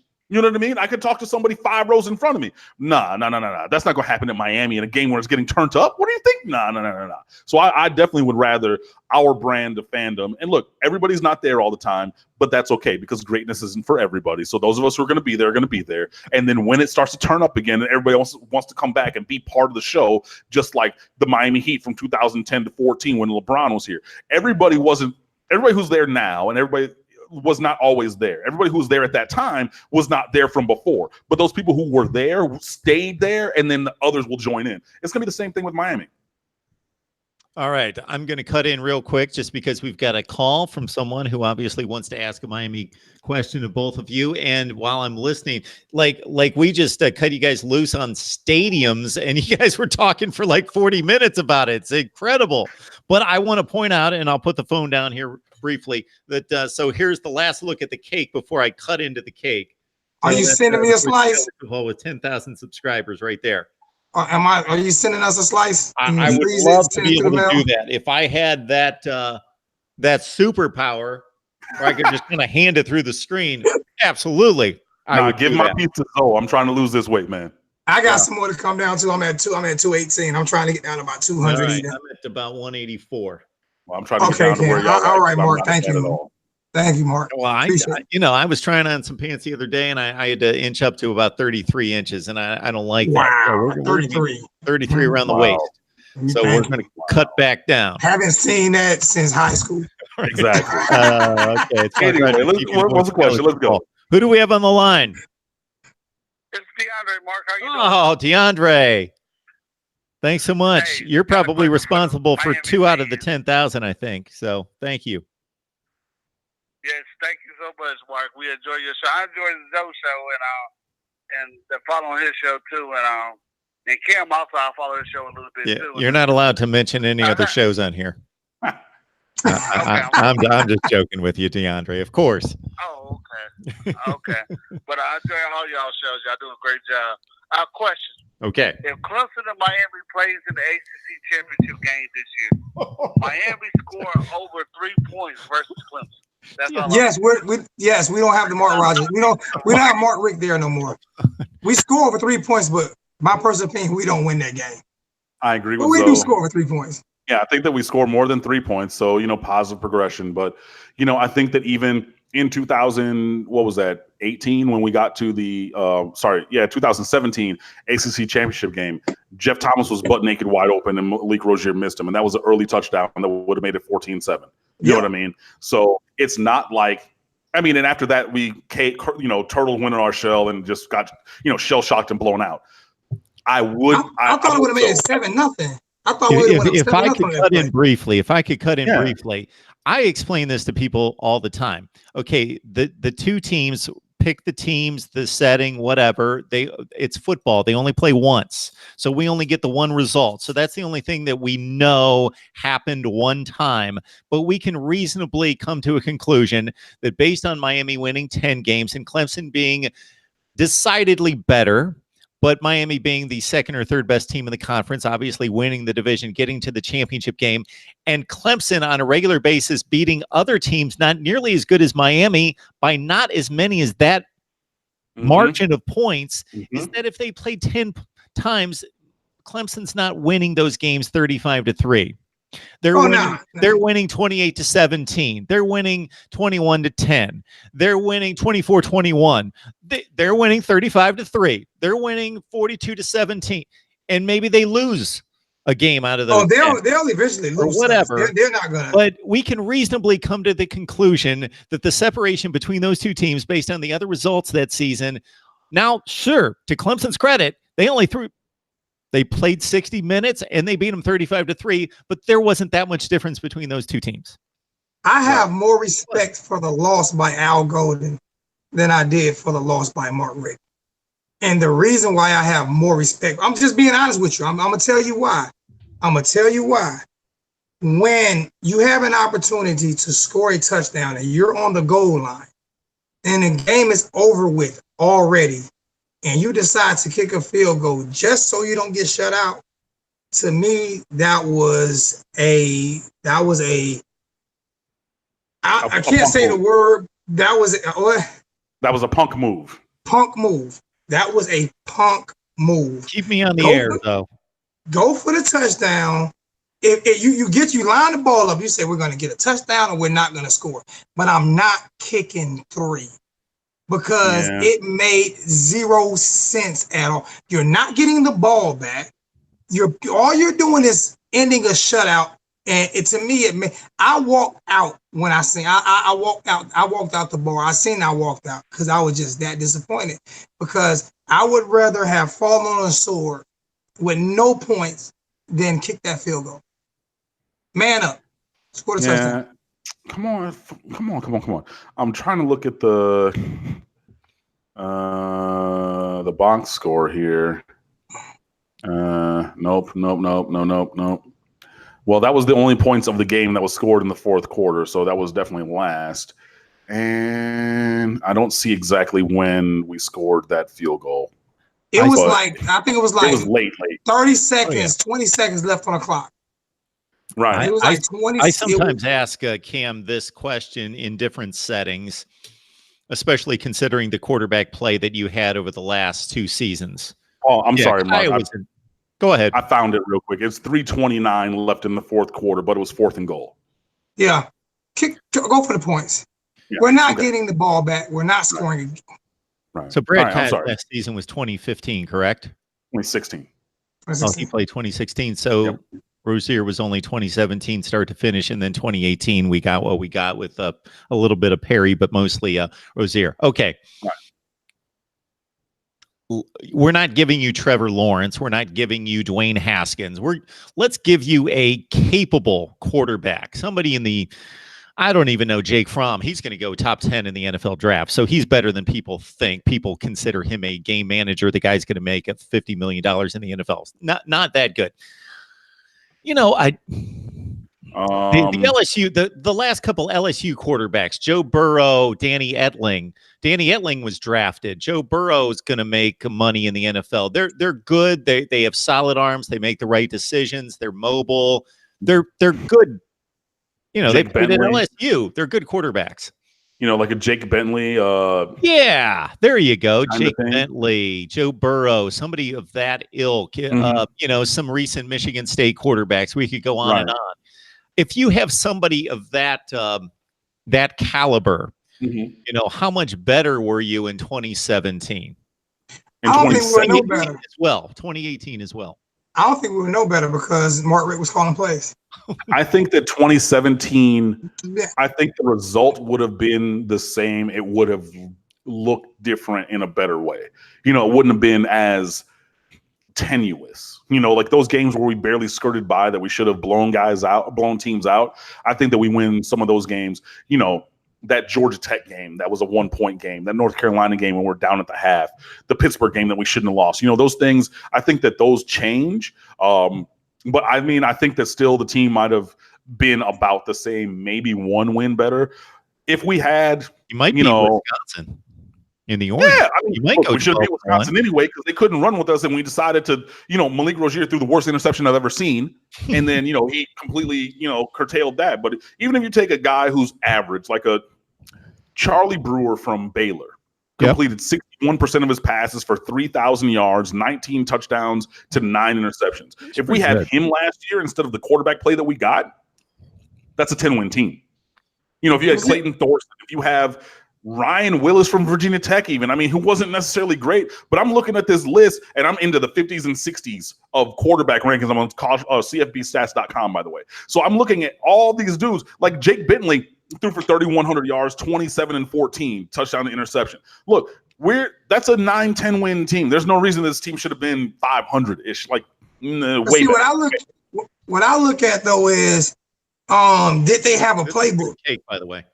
I look at did they have a playbook, because I mean, he didn't even listen to the LSU defense coordinator. It was like he was like, I knew what they were gonna do. Everybody knew exactly what we were gonna do. So as a defensive coordinator, if I know exactly what you're gonna do, then there's no wrinkles, there's no nothing. You're running out routes with Jeff Thomas. You're barely getting tight ends involved in the game. If I know exactly, you got 4 to 5 plays, and I think I swear I believe that was most of the problem is if you put some plays in, if you get the kids audible, isn't that the reason the coach got benched for audibling? But you give him an audible and you don't allow him to audible. I'm not 100% sure, but I think that's one of the reasons why he got benched against Virginia was for audibling. And I remember Malik saying it. That's why what running back got upset at Mark, because he seen a play and they wanted to audible that play was a guaranteed touchdown, and Mark said, "Nope, run the play I called." Wasn't that Mark Walker in 2017? It wasn't. It was last year. DJ Dallas. Oh, DJ, yeah. DJ got pissed off because the play was wide open. It was wide open. They knew the play was wide open, and Mark said, "I don't care. Run the play I called." And it's like, when you do that and the defense is already set up for that play, you're not going to succeed. You're just not. And the play calling was just horrendous. It was dreadful. No, I agree. But, I mean, even with that, Miami had the worst quarterback play in college football last year. So even if you're talking about going from the worst to league average, I have to think that we're going to be better by 2, 3, 4 wins even. See, I'm looking at was it better because they had better offensive system? No. Oh, okay. I don't know. I didn't watch those teams play. Cam and I used to talk about it every week, and I'm sure he dissected it on State of the U. Man, I would watch these games and just we would joke about it seemed like Braxton Berrios was the main guy that would catch so many balls, like sliding, trying to reach back, and that he Malik was the races. And then that's another thing I put on the court. That's another thing I put on the coach, especially last year. You knew he was that bad. You knew he was terrible. And you didn't let Nikoski play. And when Nikoski played, just remember the first game he came in and how the crowd went crazy, the players went crazy, came in and drove us. I don't remember his first drive was a touchdown or 3 points, but it was something positive, and everybody went crazy. And then when they pulled him out against Virginia, it deflated the whole team. Plus, play the young guy, the guy that's got the ceiling. Play him.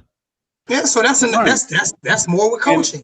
And look, why not run Jeff Thomas on a 9 route and say, Kosi, I dare you to overthrow him. Put Mark Pope in the game. You want to win, put Noodles in. Put him in there because he has fresh legs because he ain't much ran routes. Did you just say that? Put him on a 9 route, from the route tree, 1, 2, 3, 4, 5, 6, 7, 8, 9 is the go. Send him on a fly pattern. You think, okay, this defensive back is tired. Nikosi, you have a cannon for an arm. You can flick your wrist and throw it 70 yards. I dare you. I defy you to overthrow them. I mean, because, you're not going to stretch the field vertically. That means that we're going to squat on everything. So that means even if you try to stretch the field horizontally now by doing your swing passes and your bubble screens, there's going to be defenders there because you're not taking the top off. You know what I mean? Do you remember that pass? Do you remember that pass that Nikoski threw to Hartley? That between the linebacker and the safety, it was like he had threw 4 passes in a row to Hartley. and it was one that he threw, and it was just a laser, and it was, I mean, no. That was Jeff Thomas up the seam at the Florida State game. I know it was Harley because it was like a 10-yard route. Oh, that one. Like okay, at 10 yards, I mean, he just drilled it in, and it was like, what the freak? He threw like 4 in a row to Harley. And I remember the first time I seen Brevin Jordan get like 3 catches in a row across the middle. That's another thing we never did. We never exploited the middle of the field.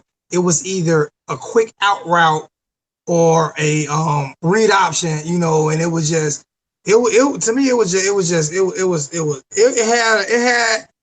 it had everything to do with everything, man. I just felt that's why I feel like Nkosi got a bad rap. And to me, I feel like this is.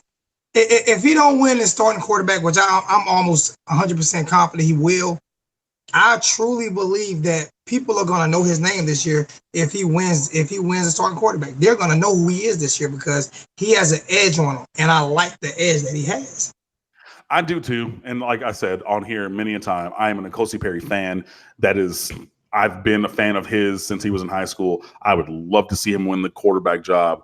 However, that being said, if Tate takes it instead or Jaron takes it instead, put the best guy out there and let it be that. But, just like we're talking about, Mark has his individual fandom as well. Look, yeah, I try to be pragmatic and things like that, but I'm a fan as well. Like y'all know, or if you've been reading, the website or watching these videos for years, Joe Jackson is a cyborg. I started saying that 5 years ago when he was a high school junior recruit.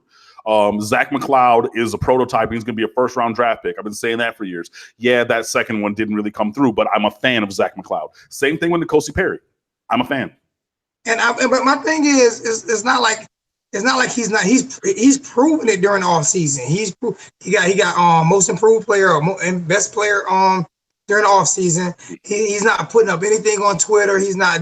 It's funny how people say, well, he's not posting his workouts on Twitter. Didn't you guys say you didn't want him posting anything? So he's not posting. He's focusing. He's in his playbook. He's studying. And if he, like you said, whoever wins, I'm a University of Miami Hurricane fan first. So whoever wins, I'm going to support.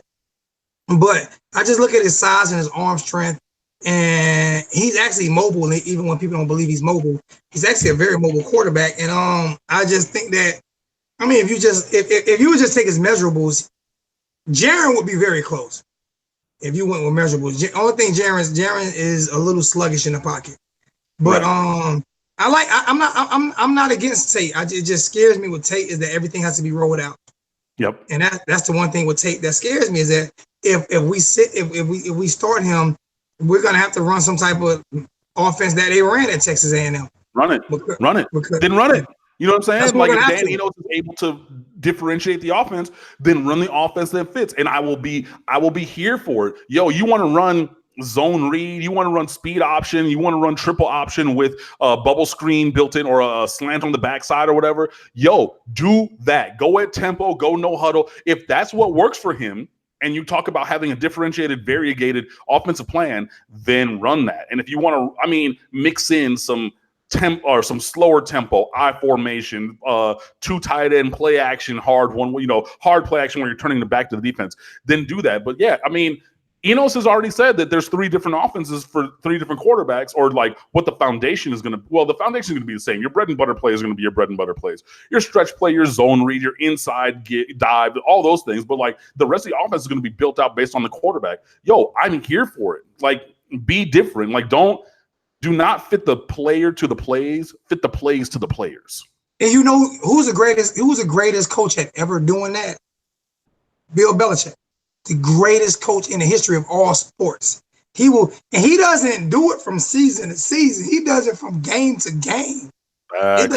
He does not say this game we're gonna run. No, this season, no, he does it from game. Whatever defense he's looking at, he's saying, okay, we're gonna run this type of offense. And he's the greatest ever. To me, he's the greatest coach of all time because I don't think Bill Parcells has any rings without Belichick. Belichick is great for getting players and having them do the 3 things that they're good at. Because everybody doesn't need to be the well-rounded All-American who can do everything. Nope. I need you to do these couple of things, Julian Edelman in the slot. Those are your athletic traits. Those are your gifts and abilities. Do that, and do that exclusively. You're not going to see Julian Edelman, doing a double move go route, or like a stutter go. You're not going to see him running. You're not going to see him doing those things because that's not in his skill set. And Belichick is very good at letting the people do what they're able to do, and hopefully, spinning that back to Miami, Dan Enos with the scheme is able to do something similar where the player, and you have to start there because the players you have has to be the foundation of what you do. And that just absolutely does. If you don't have an offensive line sized like Clemson, well, if you don't have a Wisconsin-sized offensive line, you're not going to lean on people that same kind of a way.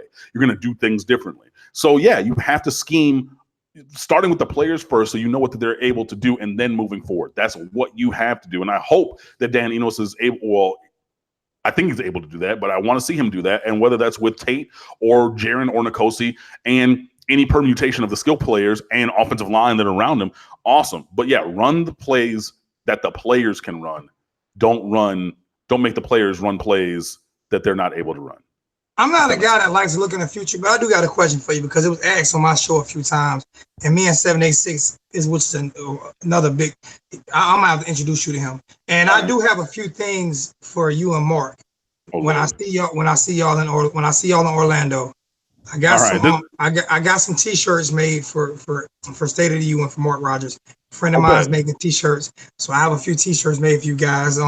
Wait, I'm gonna be wearing a shirt that has a Miami emblem. It's gonna have Mark Rogers TV on it, which with everything on the State of the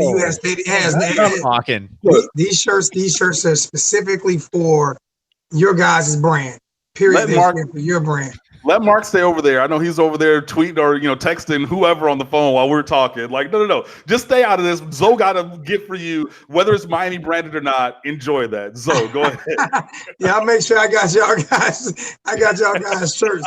But I got one more question for you, Cam, and I'm probably gonna get off after this, man. Yeah, this is the thing that even me and 786 talked about it. And I heard Dan say this is basically his dream job. He said when he came to Miami, his wife seen Miami years ago. He said he wanted to end up here. He wanted to retire here. This is where he wanted to be at. That being said, give him 2 great seasons and a big job comes offering. Does he take it? Is it a head coaching job or offensive coordinator job? Head coaching job? Define big. Well, I mean, a big head coaching job, yeah, probably. Power 5. Power 5?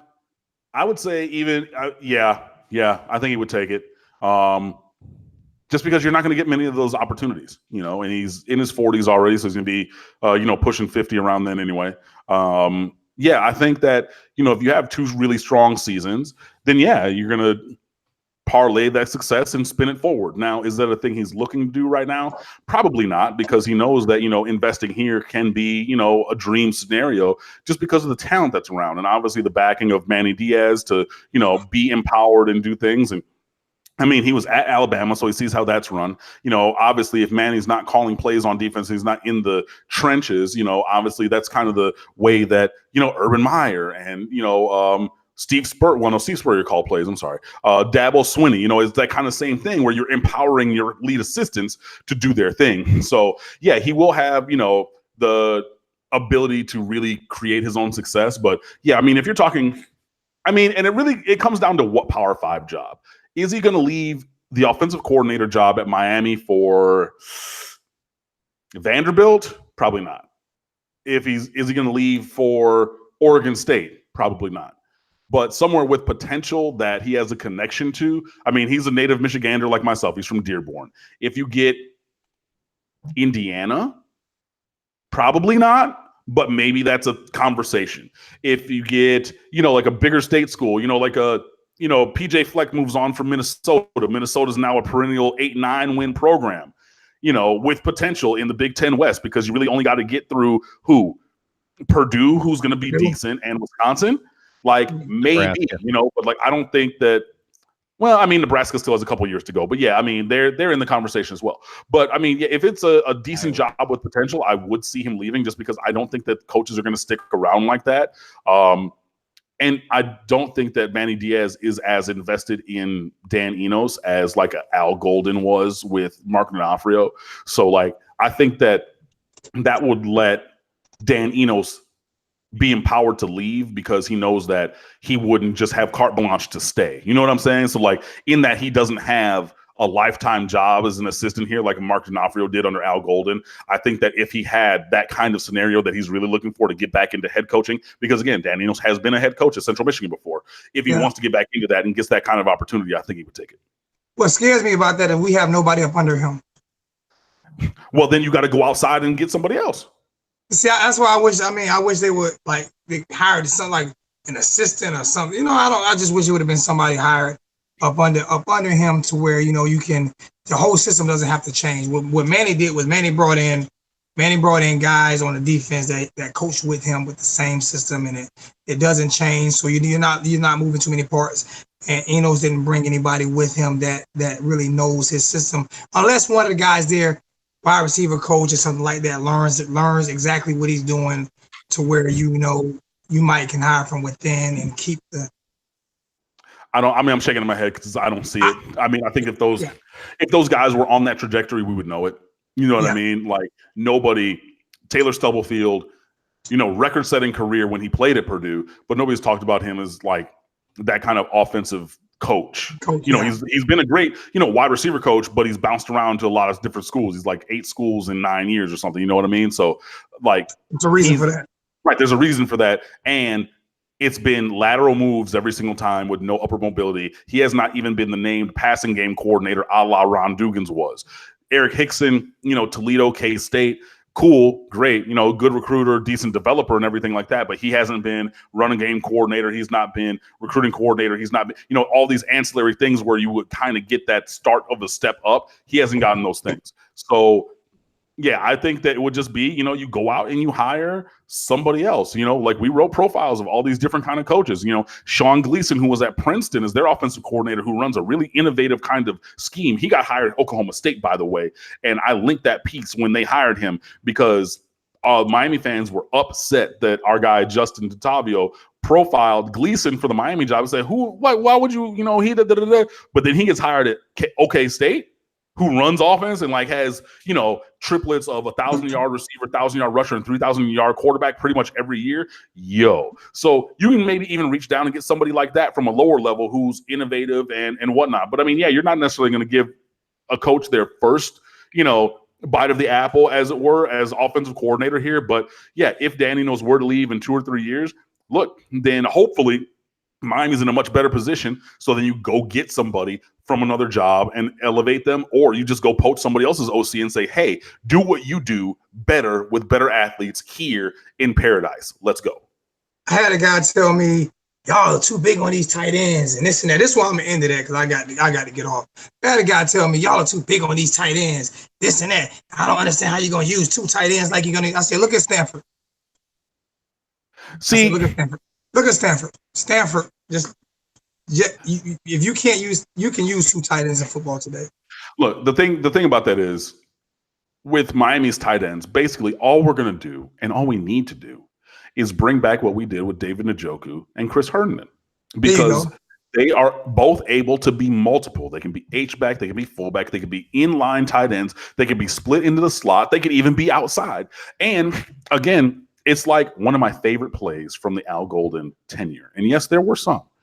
When Miami against Florida State in 2000, they were here in what? 19 were there. So it was 18 in 2014. Yeah, that was when Brad Kaya broke the record for like 500 some yards. No, that was up there. That was his first year. That was his first year. Okay. When we're down here, not the block at the Rock, which was 2018. Okay. Because it was under Al Golden. Hold on, wait. Sorry. We just beat them here in 18.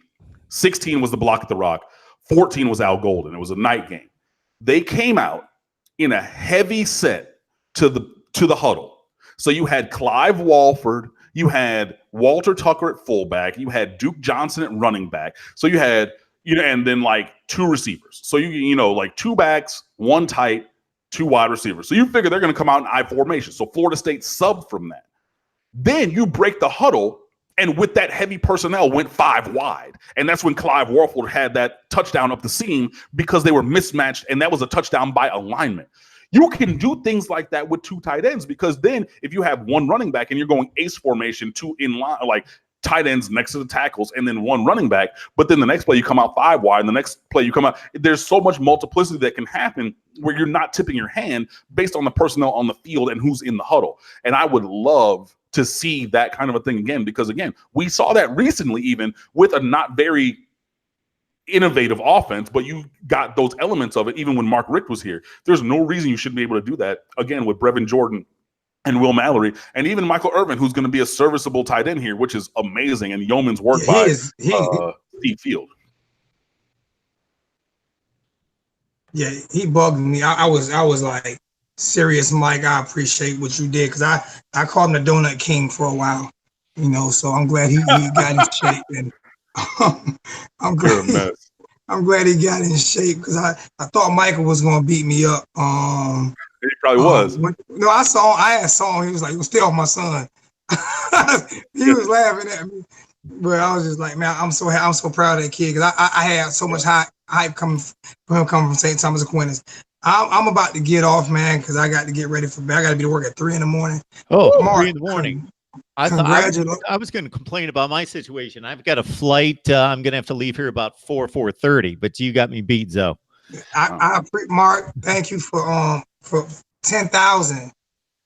That I'm hoping I get there one day, man. 10,000 subscribers, man. The thing that I am very ecstatic about, and I've shared this a number of times, and again, I don't get to the 10,000. You guys have brought me to the 10,000, and so many people out there. But it took like 5 to 6 years to get to 5,000. It's taken about 8 months to make up the other 5,000. So it's I've been on for 5 years. I've been on for 5 years, and I'm at 7,600 now. There you go. I'm trying to get there. So Mark Rogers, man, Voice of College Football, I appreciate you. Cam, man, I have appreciated these last 2 conversations with you. You, my brother, are a class act, State of the U represent, and do not be mad at me for me throwing you an ass of shout outs on my station, because you will most definitely be getting those shout outs. And I had a lot of positive. I had 0 negative feedback really from last week, and that's typically, you know, not too hurt. Now, see, I had a ton of negative feedback. People were telling me left and right, "Get those 2 clowns off your show." No, I'm totally kidding. Of course, you know what I'm about. I was going to text you. You got to put your top 10 shows. You have to put your top 10 shows from your 10,000 subscriber list, and I already know which one is going to be the best one. So I can't put my top 10 shows and have my number 1 show be one where I'm not even talking. Throwing myself under the bus.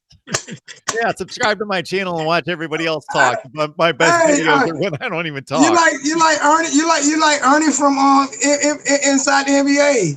You know, you don't host the Inside the NBA. You know Ernie is from Inside the NBA, right? Ernie Johnson, absolutely. Yeah, you like Ernie. You got Ernie, Charles, and Shaq, and Kenny. And Kenny's the afterthought. And Kenny's the only thing they want Kenny to do is run to the stage and trip, and then come back. Oh, knock needs self, yeah. Man. I think we'll be top 5 in that one, though, Cam. I think we'll be top. I think that video will be should make top 5 at least. But nah, man, we're gonna be top 2 and not 2. You feel me? All right. I'm out, man. I love you guys, man. State of the U. Mark Rogers, y'all keep subscribing. Let's get this guy to 20,000 before the year out. If we can get him 3,000 within a few months, we can get him to 20,000 for the year out. Get him to 20,000. Let's do it, man. I love you guys, man. You guys be good, man. All right, thanks so much, both of you. Appreciate it. For everybody out there, I'll just wrap it up by saying thanks so much for making this such a fun night here at Mark Rogers TV, the voice of college football. Zoe, we appreciate it. Cam, we appreciate it. We'll hopefully see you next week. And for everybody out there, the Amazon link to do your Amazon shopping, you know what to do. Grab it, the link in the description section down below. The audio platforms that you can find us: Spotify, Google Play, Podbean, iTunes, and Stitcher. And okay, on Patreon, here's my Patreon pitch. Please join the community over there. It's going to be a great time. I'm just admonishing you. I can't come up with a better word right now. We've been on the air for 3.5 hours, and I've got to get up in about 4. Get over to Patreon. If you subscribe on Patreon, I'm going to make the first 2 months free. We're going to have some great discussion there that's going to be very unique to that platform, and it's essential to build the channel overall and to make this as good as it can be. I've made those explanations elsewhere when we've talked about the channel. I'm not going to do so right now. Certainly our YouTube channel is thriving, and you guys have made all that happen. But to make this a full-time deal, we certainly need the revenue streams to come from a number of different venues. Thank you so much for everybody that's and the only disappointment tonight, the only downfall to tonight's format, as I'm losing my voice, the only downfall to tonight's format, NCIS Fanatic 21, 20,000 by the end of the summer. Got it. Thank you. 25,000 sounds better. Roger Shaw, welcome to Mark Rogers TV, the voice of college football. Roger, I got to get that in because that's the first time I've seen your handle there, but I appreciate the support. Would love to know who you root for and how long you've been watching. So what I was starting to say is the only unfortunate aspect of this is because of the great conversation on here, I can't get through the chat because I know that there were just so many great comments and I enjoyed them, whether it was about college football. Justin, thank you so much for the contribution. I appreciate it so much. But it wasn't just the college football conversation tonight. There's always another sideline there. And tonight it was obviously directed toward us reaching 10,000 subscribers. So I don't want you guys to miss the fact that we all brought in 10,000 subscribers. I didn't get to 10,000 subscribers. When I pick up the most subscribers, typically, unless I have some kind of blockbuster video like I did about 2 to 3 weeks ago, an Ohio State video that's got about 22,000 views. But most of the time, when I get on here and I respond to the engagement in the live chat and I take calls and we have really good discussion, that's when I pick up my most subscribers. It seems as though I'll get done with the live stream. We'll have a lot of great interaction, and then I'll look and I've got 22 more subscribers. So it's the engagement that I receive from you guys, and it's the discussion that spurs it on. It's not just me giving analysis. I love to do that, and I appreciate that many of you enjoy my analysis to get us started, but it's the engagement and it's the back and forth between all of us. It's the community that makes it happen. So join us on Patreon, and again, when I say 10,000 subscribers, that is a group, a team effort, whether you've been watching for a week or a year or for 5 years. Thanks so much for your contribution. I'm going to be churning out the content over the next several days, but I will be on the road, and hopefully you will, of course, join us. We're in the middle of our schedule rankings. Join us on Patreon. Join us on Amazon. Do your Amazon shopping. And I hate to plug it, but again, that is just key. And I know how many people out there shop on Amazon. I'm not necessarily one of them on a regular basis, but Amazon's huge, of course. It's mammoth. And so if you could just do your Amazon shopping by grabbing the link in the description section of any of the videos, it helps build the channel. Thank you so much for the well wishes. And again, what I was starting to say was the downfall, the only downside to this live stream was that I couldn't get to all the comments, and I just saw them going by, that were just so complimentary and uplifting that this is what keeps me going, is your engagement and your support of the channel. So thank you so much. We will see everyone very soon right here at Mark Rogers TV, the voice of college football.